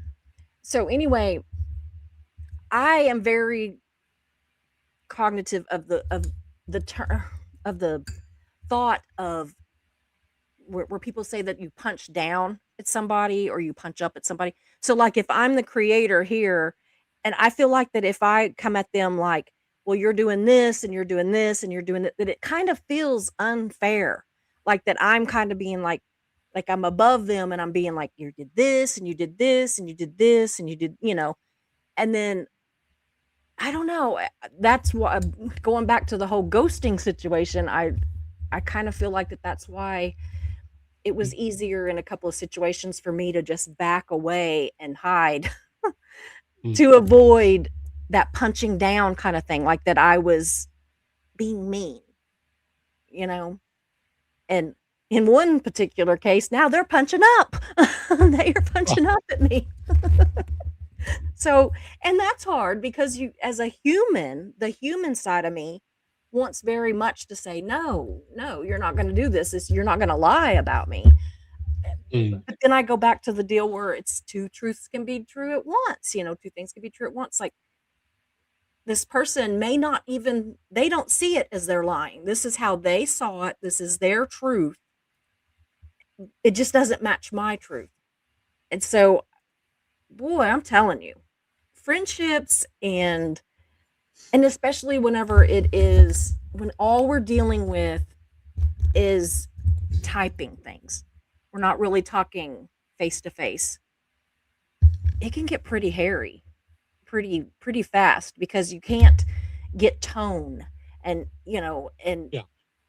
and people can they listen sometimes and I'm guilty of it too. They listen to argue, not listen to hear.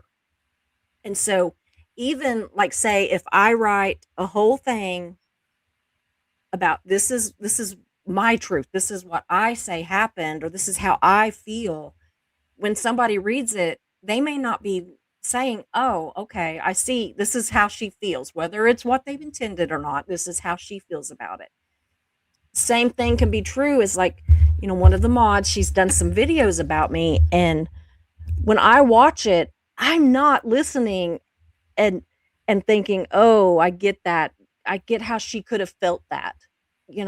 I'm just thinking that's not what I meant. That's not that's not how it was. And maybe we're both right. You know, maybe we're both right. And again, I think that it's so much of it, and back to the whole, I'm going to come up with a term that is better than parasocial, because again, parasocial is one-sided.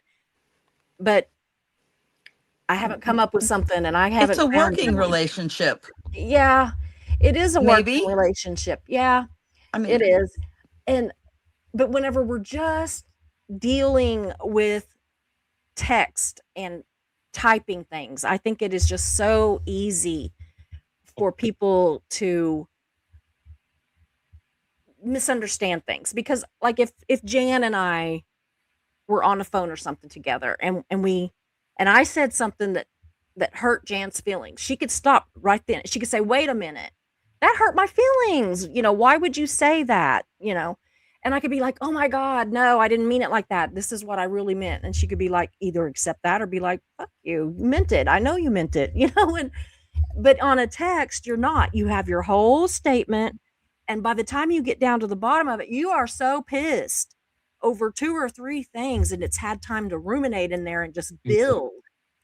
And so I think that really makes it hard on a lot of relationships. And if people are already, kind of inclined to be mad over something, I just get it. But I don't know. I don't know how to fix that. I don't know how to fix it, but I think it's just part of the world that we're in now, and we're going to have to learn to work with the world we're in, Mhm.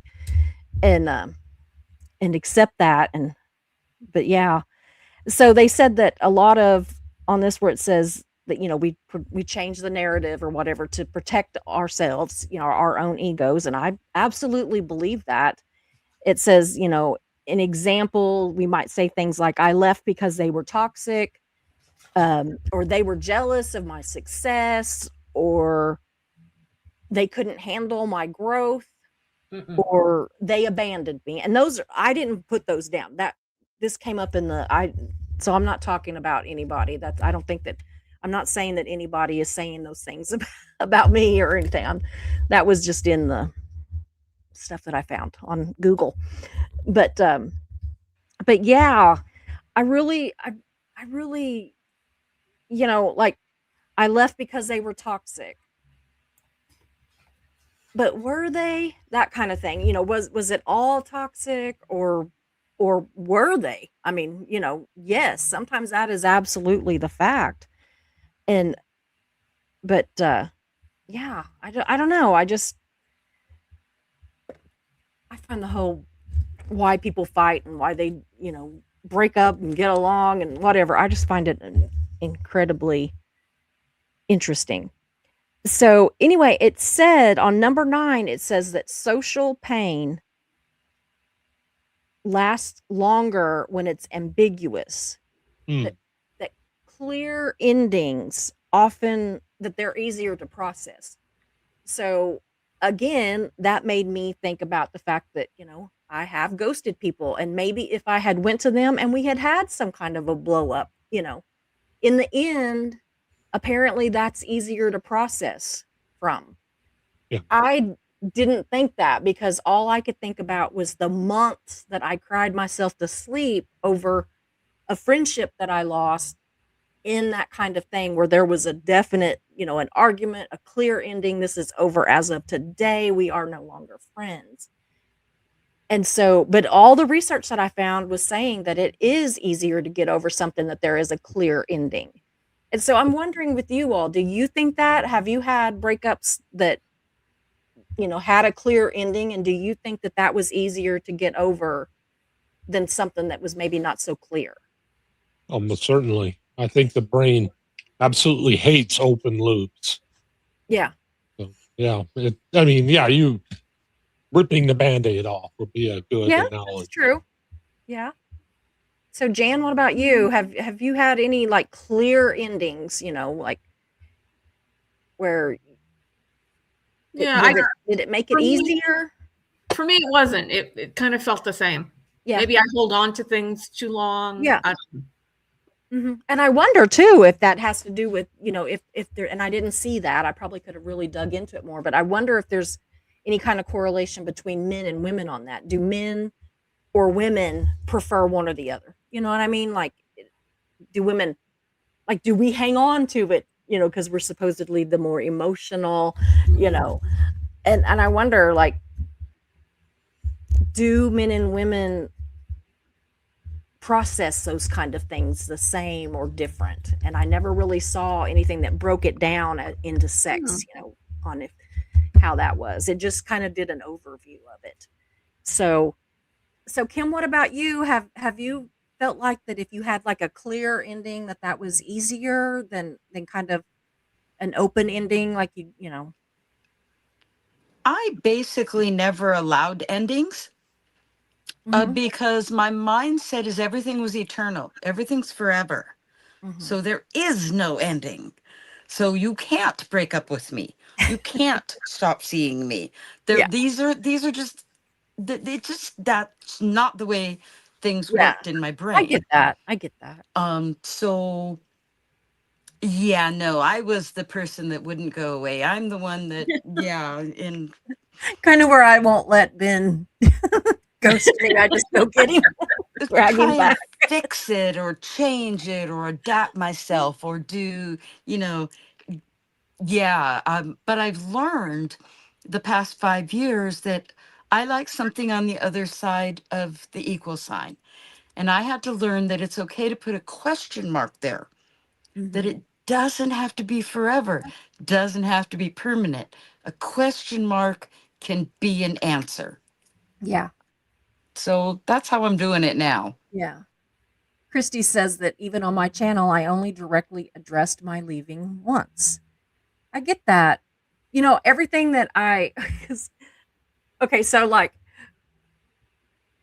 I've talked to both my therapists that I see online and ChatGPT.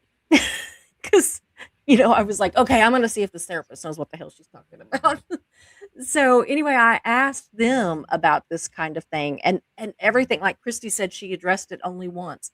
Both the therapist and ChatGPT says that you are supposed to address those things once and never again. That you say, this is my boundary, this is what I'm doing, this is what I am, and boom.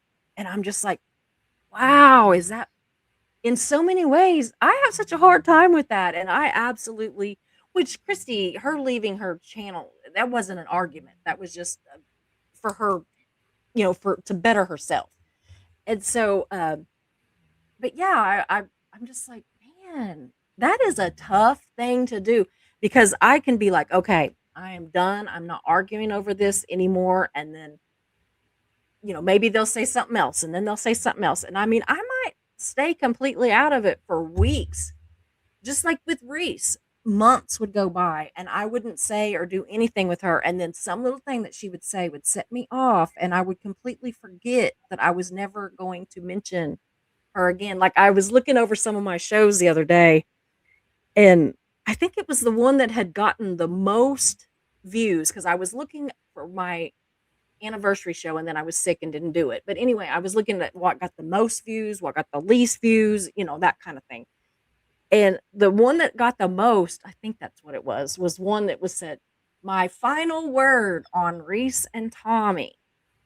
And then there was like 6 videos after that that mentioned Reese or Tommy. And I thought, I am never saying my final word on anything ever again. Because I just don't know how to do that. I don't know how to just not fall for it. Gosh. And then it was also saying that online visibility intensifies breakups. So breakups with people that are online, that audiences will take sides. Narratives on both sides form very quickly. Algorithms reward drama, and private pain becomes public commentary. And that is all. It is very true. I mean, just like for instance, with the breakups that Aaron and Jenna have had, man, immediate sides are taken, immediate, you know, all of this stuff. It's just up for, like, we don't know these people, not really. but we all feel like we have a right to inject our opinion and that they should listen to us. that, that my opinion's right.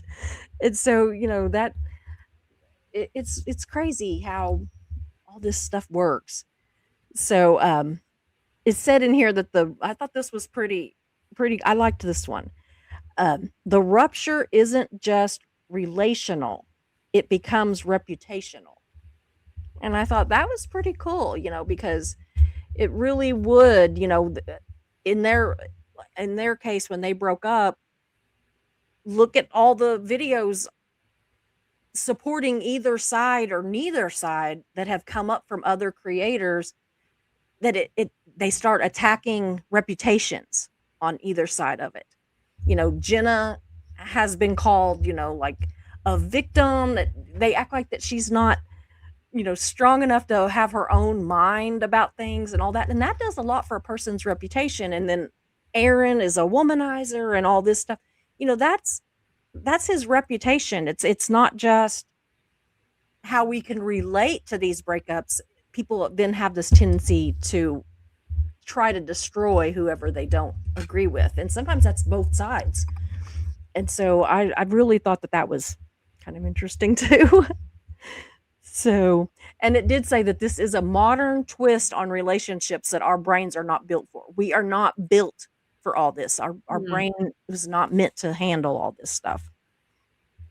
So, anyway, that's all I've got on the subject. But I was, I just figured that if I was thinking all this stuff and worrying about all this stuff and, friendships and all that other people had to be doing it too.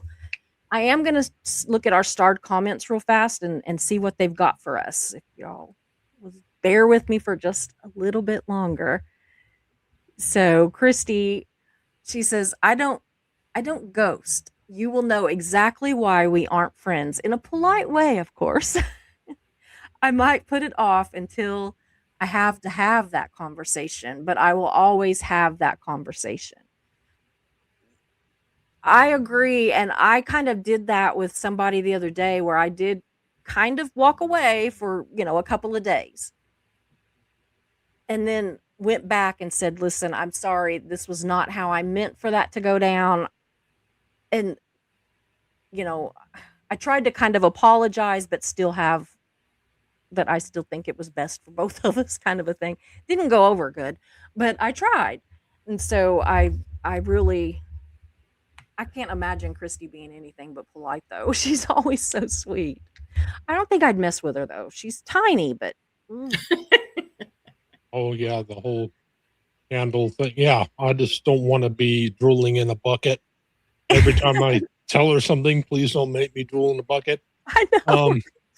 But no, I really love the way Christy, and I've really learned a lot from Christy in this. I have too. In this respect, was that she will say, when something happens, did I see it? Did I see correctly? And it was like, most of the time, I'm like, I don't know. If it's something we both witnessed, but then she'll say, I'm thinking about sending this. How does this sound? Yeah. And then I'll interject, and then, go back and forth a little bit. Mhm. My advice is almost always wait 24 hours. And Christy's very good at doing that. Yeah. And she'll get input from a couple different people. Yeah. Usually, if not me, then I need to learn Lena that. or both. And then she'll play with it a little bit more, maybe give it a couple more days, then she'll finally send it, depending upon what her heart's saying. But Mhm. yeah, I really do applaud her for how I do well too. I do she too. handles that. Incarnasol says, I've ghosted grifters, as in the one Ben mentioned earlier. I think a lot of people ghosted that grifter. Or a couple of those grifters, actually. Christy says, I think ghosting does keep that door open, which is what Kim was saying, and doesn't give closure and a complete break. I think both people can improve when you know why it ended. I think so too. I really, whenever, in my defense, if I have ghosted somebody, I really didn't mean it as the final word, and I should have said that. I should have said, I'm walking away. I will address this when I can get my thoughts together, or, something of that sort, because that's really what I mean. But I always, I'm a better writer than I am a talker. And I just, I want to be able to give some time to my thoughts, and I can do that better. Even if I'm going to tell you, if I kind of take that time and kind of edit myself in my mind and all of that. And so, yeah, I agree, Christy. I think that it really is better when people know why it ended. And I'm working on that.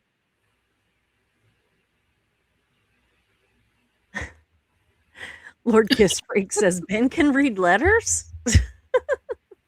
Can't type. Well, yeah. And then Carnival said later on he was absolutely right. He can't type them, but yeah. Yeah, that's what the next one was. He can't type them, but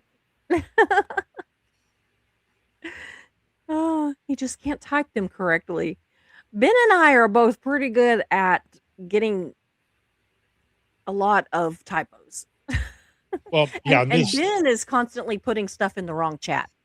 Yeah. And I just did that. I'm horrible at that. But yeah, I and do honestly, too. I'm better at work. And I know it's because, I mean, I'm not a good typist, no matter what standard, but I'm better on, no, I suck less at work. This keyboard, I had an old keyboard, and it was one where you really had to Yeah. cardio type. It's like, it was just like, okay, my fingers Yeah. are getting sore. I'm going to get a sensitive keyboard. That will help. So I looked for the most sensitive keyboard I could find. Oh my Yeah. goodness. Like, your finger, you even think sometimes about a key and it'll go off. Yeah.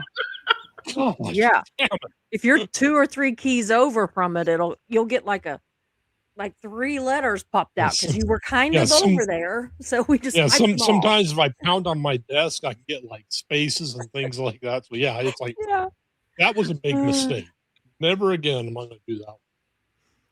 So AB says, I think that it is because most people, while having grown apart, respect the friendship for what once was.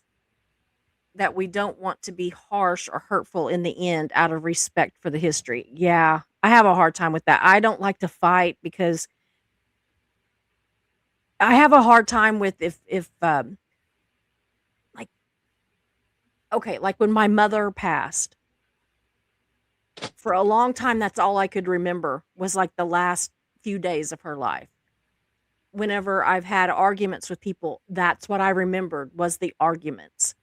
And so I agree there. We sometimes I think that maybe that's why I just walk away is because I don't want there to be the harsh words. I want to be able to still like that person and them like me, and it backfires. I mean, there really is no easy way to break up.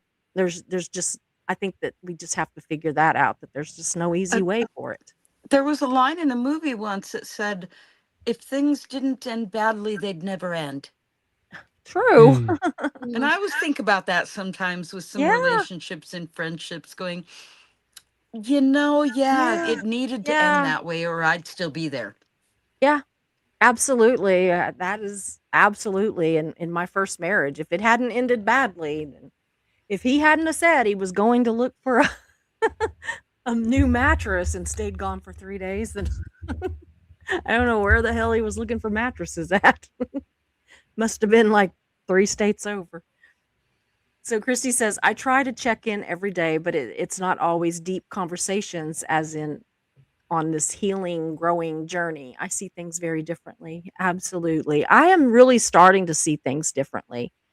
And I'm going to also talk to you all on Wednesday. I'm having Jimena on, and I tell you, she's really helped me with some healing recently too. We had an angel healing deal that she did with me the other day, and it has changed something inside of me, and we're going to share a lot about that. But I that reminded me of that with what Christy said.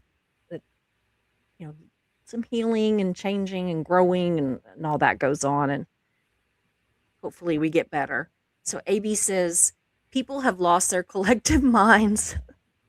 I worry for content creators because some people on the internet don't have an understanding that they have lives outside of the internet that don't involve them. Absolutely. Absolutely. And creators the same with some of our viewers. I think that we, you know, how like if somebody in your family or whatever dies, and when you're looking out, it looks like the whole world is still going on and you're stuck in a position.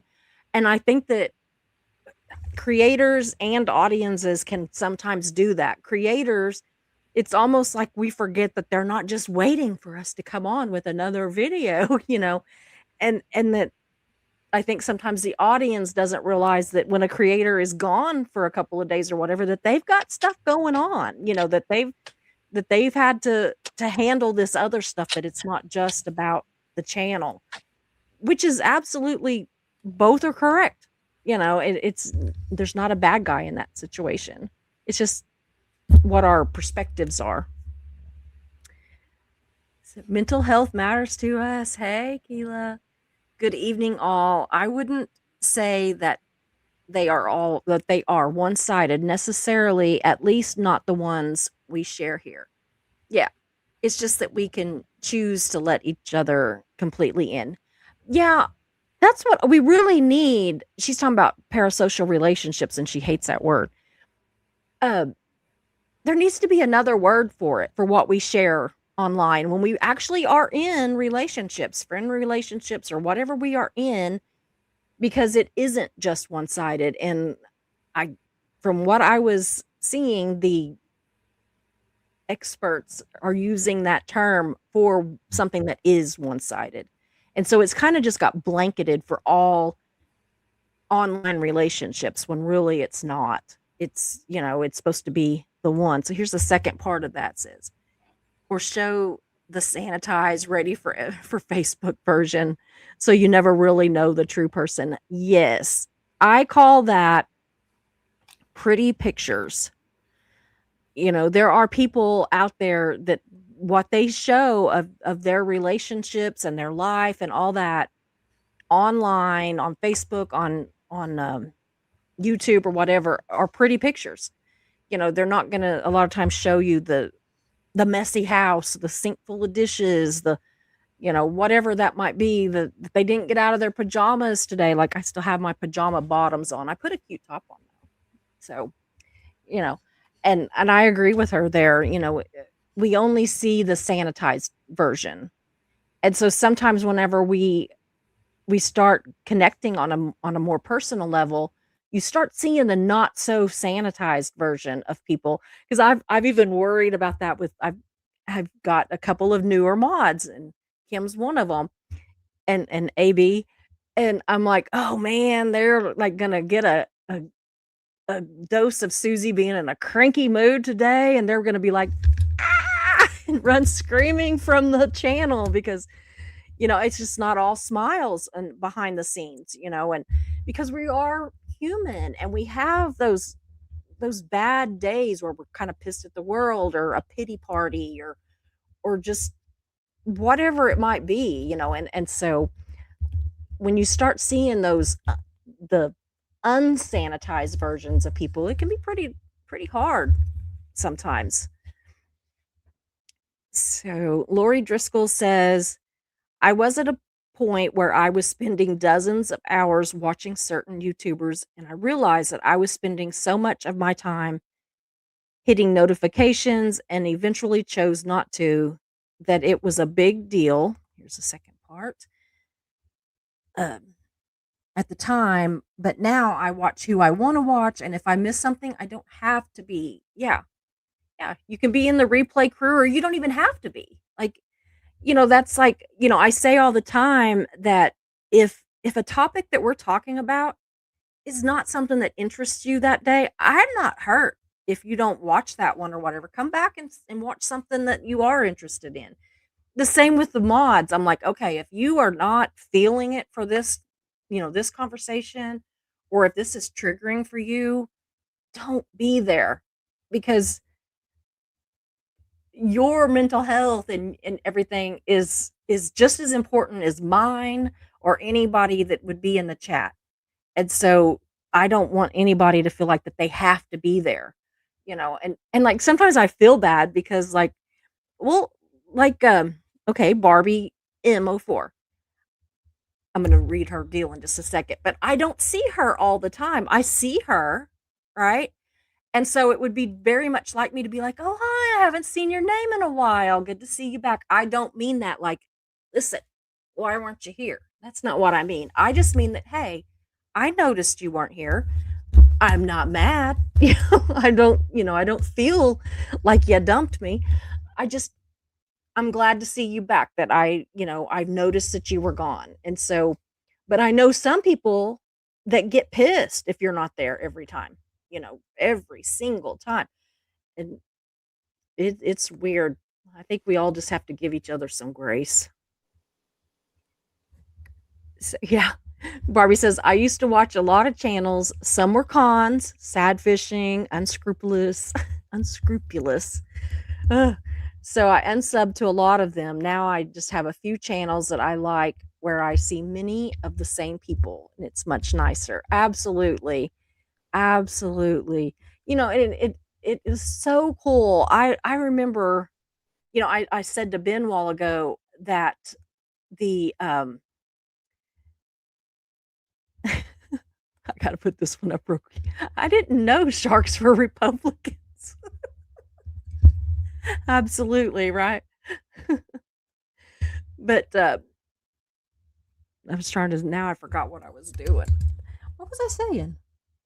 Oh, Jan, what was I saying? Something you were telling Ben. Oh yeah. But what was that? Crap. Ben, what was I telling you? I'll come back around to it. It'll come back around. Y'all know I can't like I can't it had something to do with I'll come back to it. But She does it all the time. did you hear Mark? She does it all the time. But I was I'll figure it out, and tomorrow I'll be like, "Oh, what I was telling Ben was." When she was talking about how she watches a lot of different channels, I Mhm. do too. And the Yeah. one thing I want to be educated, enlightened, or entertained.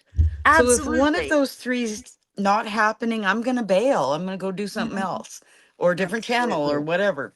But I like that. Yeah. We Oh, need the yeah. freedom to grow and experience new things, and that's Yeah. kind of what it's all about. Absolutely. I was trying to see if we had any more that that might tell me what I was saying. Does anybody know what I was saying? Yeah. Tiny but feisty. Yeah, Lord Kiss Freak. Christy is tiny but feisty. Well, guys, since I can't remember what I was telling Ben, I really will remember it about 3 o'clock in the morning, probably. So, I'm gonna go ahead and call this. I think we've been going for over 2 hours. I want to thank all of you. I just love this. I love having people on here and us just talking. And even if we don't ever like, maybe we don't cure anything, we're certainly not curing cancer, but I think that it just does good for us to talk and get to know each other, and for other people to see that we each have different opinions on some things and different ways of going, at things. And yet we can all get along and grow and learn and just know that we're not alone. Because I think this world is lonely. I think it's a lonely place sometimes. And I think that that's why so many people are online so much, is that it really has gotten to be a lonely place. And I think that it got even lonelier with COVID. And Well, I yeah, think that we've not really learned how to be as interactive with people since we got through COVID. I don't think we've ever really completely recovered from that. And so You know, I think it's important to have these kind of conversations. I really do. So I appreciate all of you so much coming and sharing your opinions and your thoughts and all of that with us. And just, I think you're all great. So I'm going to go ahead and bump you off of the screens, and I'm sure talk to you guys after after I get out of here, or else tomorrow. I may end up asleep. So anyway, I love you all. Thank you so much for being here. Thank you so much. I'm going to take them off. Okay. And to the people that are here in the chat, thank you so much. And to the ones that are on the replay crew, or you're just lurking, I hope you know that every single one of you are important to us and to the majority of the creators out there. To the majority of the creators, you do matter. And you know, maybe we don't get to know you as well as we get to know others, and that's okay.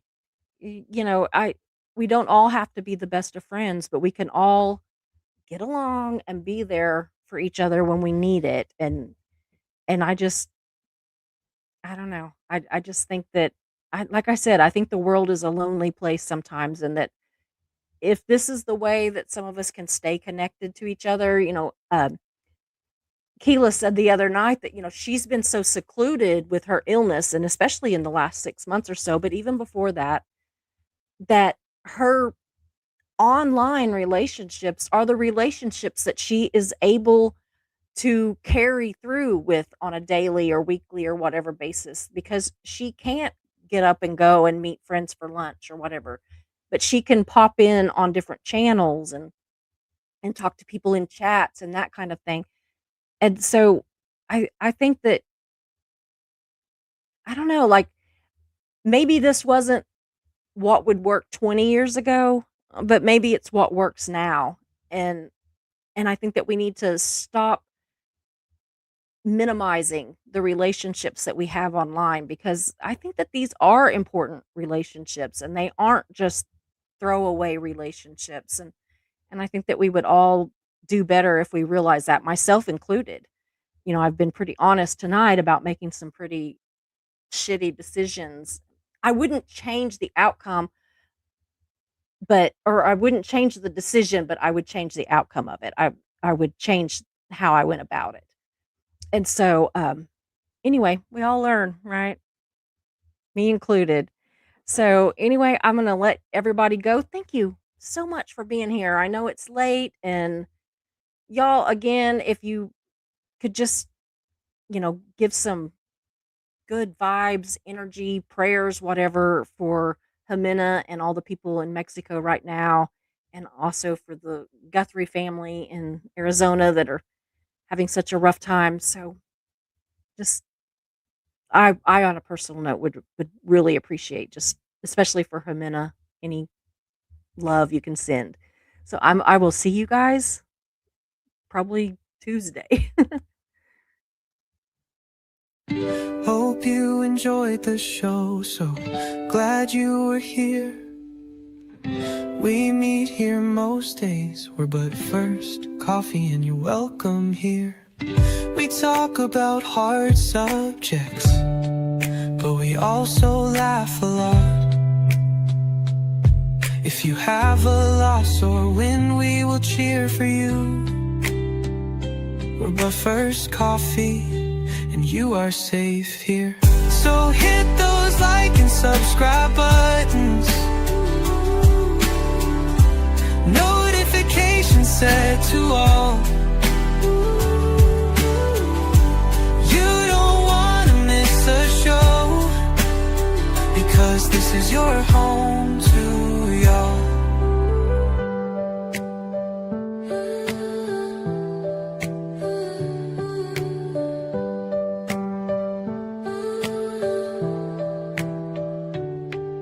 So hit those like and subscribe buttons, notifications set to all. You don't wanna miss a show, because this is your home to y'all. So hit those like and subscribe buttons, notifications